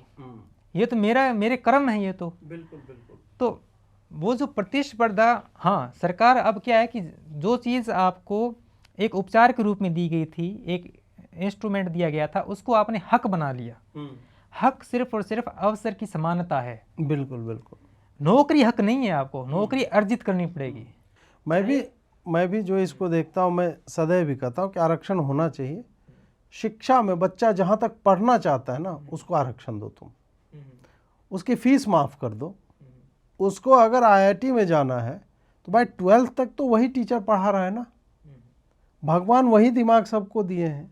12वीं तक मैं पढ़ रहा हूँ, आप पढ़ रहे हैं, और मुझसे फीस ले लो, आपसे फीस मत लो। मैं यहाँ तक जो है आरक्षण के समर्थन में हूँ, लेकिन 12वीं के बाद हम वैसे इंस्टीट्यूट में जा रहे हैं जो बाद में देश के सर्वोत्कृष्ट इंजीनियर्स देगा। उसके लिए 100 रुपया बजट में प्रावधान है। उस 100 रुपया में 50 रुपया तुम नाली में बहा रहे हो, क्योंकि जो आरक्षण से जा रहे हैं उनमें से 2% भी उस लेवल को टच नहीं कर पा रहा है। क्योंकि चुना ही तुमने गलत लोगों को है। मेरी समस्या यहाँ पे है। और ये जो बात बात पे आंदोलन है ना, ये वामपंथ का ये है। अब जेएनयू के अंदर 15-15, 20-20 रुपए में कमरा मिलता है उनको। आप सोचिए कि राजधानी के अंदर आपको कमरा 20-15 रुपए मिलता है, और 20-15 से अगर कोई 80 रुपए कर दिला रहा है, फीस 80 रुपए ही कर रहा है, कोई 80,000 नहीं कर रहा है। ये सारे सड़क पे आ गए। यानी आपको किसी ने रियायत दी, आपको कृतज्ञ होना चाहिए था, लेकिन कृतज्ञता की पराकाष्ठा ये है कि आपने उसको हक मान लिया। हक नहीं है वो, ये स्टेट आपको सहयोग कर रही है, उस सहयोग को नतशीर होकर स्वीकार करो। ठीक है ना, क्योंकि आप जो कंज्यूम कर रहे हो उसके लिए कोई कमा रहा है। कोई जो उद्योगों में हो या मजदूर हो, वो आप निठल्ले बैठ के पढ़ सको। जो मतलब 50-50 साल के होने के बाद में एमए ही कर रहे हैं, तो वो जो मतलब शर्ट फट जाती है तो मतलब वो लिंग का भी वो कन्फ्यूजन हो जाता है, भी कौन है ये लोग हैं, क्या इनकी आइडेंटिटी है, तो उनके लिए कोई कमा रहा है ना, वो जब फ्री खा रहे हैं। तो वही जो IIM बेंगलोर का मैंने देखा फी 26 लाख है और दलितों को देना है 0। मतलब SC ST सर्टिफिकेट आप दिखा लो तो आप शून्य में। भाई इतना जब प्रावधान है, फिर राहुल गांधी कैसे कह सकता है कि दलित एंटरप्रेन्योर्स क्यों नहीं CEO? भाई तुमको सब कुछ दिया यार, मुद्रा लोन में भी तुम्हें ज्यादा वरीयता दी जा रही है, फिर भी यदि तुम नहीं बना पा रहे हो तो ये गलती। आत्मचिंतन का विषय हाँ, है, बिल्कुल। आरोप का नहीं है ये। हाँ हम नहीं है तो ये आत्मचिंतन करे समाज कि 70 साल से जो सिस्टम आपको दिया गया उसके बावजूद आप, या तो फिर ये है कि जिसको लाभान्वित किया गया बार बार उसी को मिलता रहा। वही जो कोटा Creamy layer कोटा की की हाँ। बात आती है, हाँ। मैं उस पर भी आपके विचार जानना चाहूँगा कि आप अभी आया कि OBC में ही कुछ डोमिनेंट कास्ट कैटेगरीज हैं वो बहुत ज़्यादा मतलब ले जाते हैं। OBC तो मुझे इतना फर्जीवाड़ा लगता है ना। अभी राकेश टिकैत का आया था एक बयान कि हम तो जी जाट हैं, हम तो OBC में आते हैं, लेकिन सबसे ज़्यादा पैसे तो हमारे पास है, सबसे ज़्यादा ज़मीन हमारे पास है। राकेश टिकैत भोले हैं, उनको पता नहीं है ये पॉलिटिकली कितना अनकरेक्ट हाँ, बयान है उनका। बिल्कुल बिल्कुल। तो फिर आया कि कोटा विद इन कोटा होना चाहिए। जैसे ST समुदाय में मीणा जो है राजस्थान में सबसे अधिक, और मतलब वो बड़ी पोस्टों पे। हाँ, और वो धनाढ़ ग्रुप है, ऐसा नहीं है कि वो मतलब पैसा उनके पास नहीं है। कोटा विद इन कोटा तक का विरोध किया गया कि भाई मुसहर समाज का कोई है यदि, या धानुक है या चर्मकार है जो महादलित में, या वाल्मीकि है, उनके बच्चे तो आगे भी नहीं आ पा रहे हैं। क्यों? क्योंकि कुछ जातियां हैं वही वो पूरा का पूरा कोटा जो है कंज्यूम कर जा रहे हैं। कर लेगी। तो क्रीमी लेयर की जो परत है, आरक्षण को धीरे धीरे सही तरीके से इम्प्लीमेंट करने का एक तरीका है, एक प्रयोजन खोजा है बीच में कि क्रीमी लेयर जो आगे बढ़ गए उनको हटा दो भाई, जनरल कर दो, और जिनके पास नहीं पहुंच पा रही है ये व्यवस्था उन तक पहुंचाओ। लेकिन अब देखिए, पहले कहा जाता है कि जाति के आधार पर ये गरीबी उन्मूलन का कार्यक्रम नहीं है। तो OBC में मुसलमान क्या कर रहे हैं? मुसलमानों के साथ किसने जाति बिल्कुल बिल्कुल नहीं, वो तो शैक्षणिक रूप से पिछड़े हुए हैं, तो इसका मतलब आर्थिक रूप से ही आ गया ना ये। गरीबी उन्मूलन का ही काम हो गया फिर तो मनोवैज्ञानिक स्तर वाली तो बात ही नहीं रही। जो कम्युनिटी इस देश पर 80-800 साल तक राज करने का दावा करती है, वो पीड़ित कैसे रह गई? ब्राह्मण तो कभी राजा बने नहीं भाई, बने ही नहीं। खुद ही अभी दिलीप मंडल ही बता रहा है कि भाई अहीरों के थे, मौर्य के थे, जैनों के राजा हुए हैं, बौद्धों के राजा हुए हैं, ब्राह्मणों ने राज कब किया जो तुमको सता लिया भाई? अब OBC में ईसाई भी हैं, मुसलमान भी हैं, सारे ही हैं। तो मतलब जाति वाला वो तो रहा ही नहीं, जाति के आधार पर भेदभाव हुआ इसलिए समाज में। और कब ये हो जाएगा कि आज मिट गई जाति? वो कोई दिन नहीं आएगा, मतलब किसी दिन कोई क्लियरिफिकेशन तो आएगा नहीं सरकार का, भाई आज जाति विहीन समाज हो गया है, आज आरक्षण बंद। अंबेडकर जी ने बोला था 10 साल, हाँ, तो 10 साल से तो अब 75 पे हम लोग आ गए हैं कि ये चलता ही जा रहा है, ये समाप्त तो होगा नहीं। फिर मुझे बीच में लगा कि यार एक समय आएगा, जैसे OBC का कट ऑफ कई बार या तो जनरल के पैरेलल आ रहा है या उसको एक्सीड कर जा रहा है। ऐसे में अब सुप्रीम कोर्ट ने नई व्यवस्था कर दिया है कि भाई आप जनरल में ही कंसीडर किए जाओगे यदि आपने जनरल का कट ऑफ क्लियर कर दिया है। ये अभी एक लेटेस्ट उनकी रूलिंग जो है वो आई है। अब जो OBC से जनरल में जा रहा है, तो जनरल को जो बोला जाता है ना कि तुम्हारा पॉपुलेशन तो 10% है, जबकि ऐसा है नहीं, 30% के लगभग जनरल है, और तुम सीट 50% ले रहे हो, तुम्हारा रिजर्वेशन अधिक है, 50% तुम लिए हुए हैं। ये बंदा भी जब उसमें मिलेगा, मुझे पहले लगा कि ये जब होने लगेगा पैरेलल तो खत्म हो जाएगा अपने आप, आरक्षण की नीड नहीं रहेगी। हाँ, जब कट ऑफ अगर बराबर आ बराबर आ रही है, गया, इसका मतलब आरक्षण की जरूरत नहीं है। तर्क तो यही है। फिर खाली आर्थिक आधार पे होना चाहिए कि OBC है, गरीब है, इसको पैसे हम दे देते हैं कि तुम फ्री में हॉस्टल में पढ़ो, फीस कम दो, सीट पे तुम्हारा जो है वो नहीं होना चाहिए। लेकिन अब तो वो जनरल में कंसीडर होंगे, तो फिर जो कम नंबर लाएगा वो वहां तक पहुंचेगा।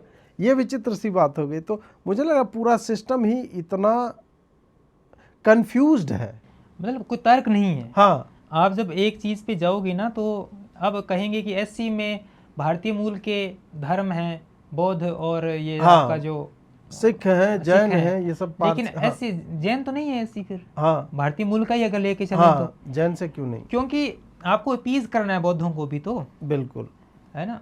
ऐसे करते करते ये अब जो बात चल रही है, बौद्धों को तो कब 90 में डाला गया ना, या 96 में डाला गया है, बौद्ध पहले नहीं थे। 90 में हाँ बताइए। 90 में डाला गया, 56 में सिखों को डाल दिया हाँ था।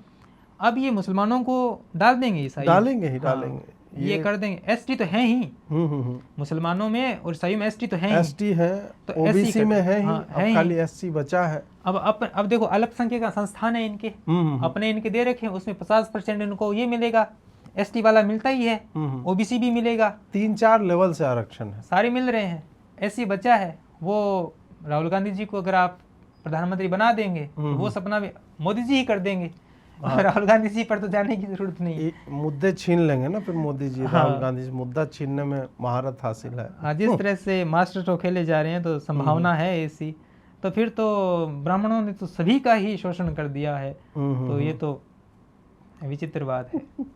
अंतिम प्रश्न श्याम जी आपसे ये है कि आप एक किस प्रकार का समाज, यदि हम आदर्श नहीं, हम प्रैक्टिकलिटी की ही हम बात करें, किस प्रकार के समाज की आशा जो है आप देखते हैं? आप राजनीति छोड़ दीजिए, आपको तथाकथित सवर्णों से क्या आशाएं हैं कि समाज कैसा हो?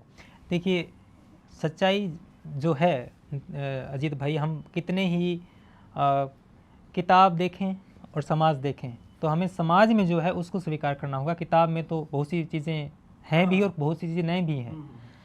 हमारे गांव से 60 किलोमीटर दूर एक गांव है, और हमारे गांव के अंदर पूरा समाज विवाह शादियों में एक ही जगह पर खाना खाता है, ब्राह्मण वहीं भी। ऐसा बिल्कुल भी नहीं है कि ब्राह्मण मतलब ऐसी को इनवाइट नहीं करते या फिर हम उनको इनवाइट नहीं करते। 60 किलोमीटर दूर ऐसी स्थिति है कि 2 टेंट बनते हैं गांव के अंदर। एक जगह जो तथाकथित निचली जातियां अपना खान पान करती है, दूसरी जगह वो करती है। ये है समाज के अंदर भेद।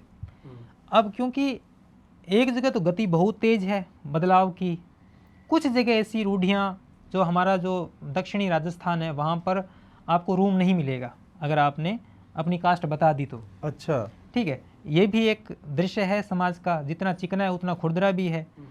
तो मैं ये चाहता हूँ कि जो ये गति है ना, अब कानून से इसको आप ख़त्म नहीं कर सकते। कोई भी चीज़ है ना, कानून से। अब हमारे यहाँ अशोक गहलोत जी ने मृत्यु भोज बंद कर दिया कानून बना के कोविड के अंदर, कि आप मृत्यु भोज नहीं कर सकते हैं, इसके जिम्मेदार सरपंच होंगे, लेकिन मृत्यु भोज होता है। और हमने अपनी दादी जब उनका स्वर्गवास हुआ तो हमने अपनी स्वेच्छा से बंद कर दिया। तो ये जो स्वेच्छा से बंद करने वाली बात है ना, ये समाज में बदलाव लाती है। और हमारे देखा देख पूरे समाज ने 2 घर बचे हैं, सभी ने हमारे एससी के अंदर मृत्यु भोज की तो प्रथा थी वो बंद कर दी। इसके पीछे कारण आर्थिक भी हैं, इसके पीछे कारण ये भी हैं कि घर से कोई गया तो मिठाइयों का क्या मतलब शौक इतना बड़ा है, कारण अलग हैं। लेकिन कानून से आप किसी भी रीति को जब बंद करते हैं तो वो फिर प्रतिक्रिया का रूप ले लेती है, क्योंकि ये सामाजिक समस्या है, उसका राजनीतिक समाधान नहीं हो सकता। और मतलब लोहे के दस्ताने पहन के आप किसी भी तरीके का बदलाव नहीं ला सकते। आपको सहलाना पड़ेगा, महसूस करना पड़ेगा दुख कहाँ है, सुख कहाँ है। तो मैं ये चाहता हूँ, और हमारे जो साथी हैं वो हिंदू राष्ट्र बनाने की भी कोशिश करते हैं। ये जो हमारे मुसलमान हैं इनको आप हिंद महासागर में तो डाल नहीं सकते हैं, कहाँ भेजेंगे। अब प्रॉब्लम क्या है, हमारी प्रॉब्लम नहीं है। अब सामने वाला जब स्वीकार्य भाव से जीना ही नहीं चाहता, उसकी निष्ठाएं कहीं और गिरवी हैं, खामनेई के लिए रुदन है ना, हमारा अपना जो सेनाध्यक्ष गुजरते हैं तो उसके लिए हर्ष है।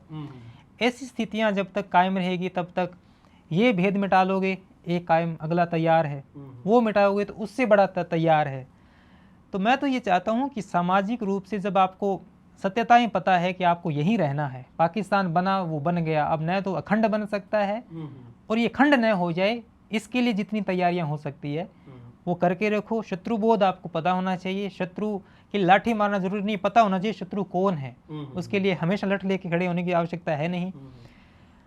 उस शत्रु से लड़ने के लिए कम से कम खुद को एक होना जरूरी है, और खुद एक तब होंगे जब ये टेंट जो अलग अलग बनाए जा रहे हैं ये दूर हों।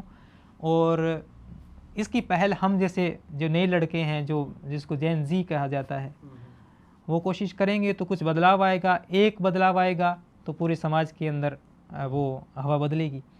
तो मैं चाहता हूँ कि इसी तरह से चीज़ों को, सामाजिक चीज़ों को सामाजिक तरीके से सॉल्व किए जाएं, और समाज को कम से कम ये पता होना चाहिए कि हमें खतरा किन से है। जो कृत्रिम खतरे बनाए जा रहे हैं उससे थोड़ा बचना चाहिए। चलिए श्याम जी, आप आए और इतनी दूर से आए इस पॉडकास्ट के लिए, इसके लिए आपका आभार।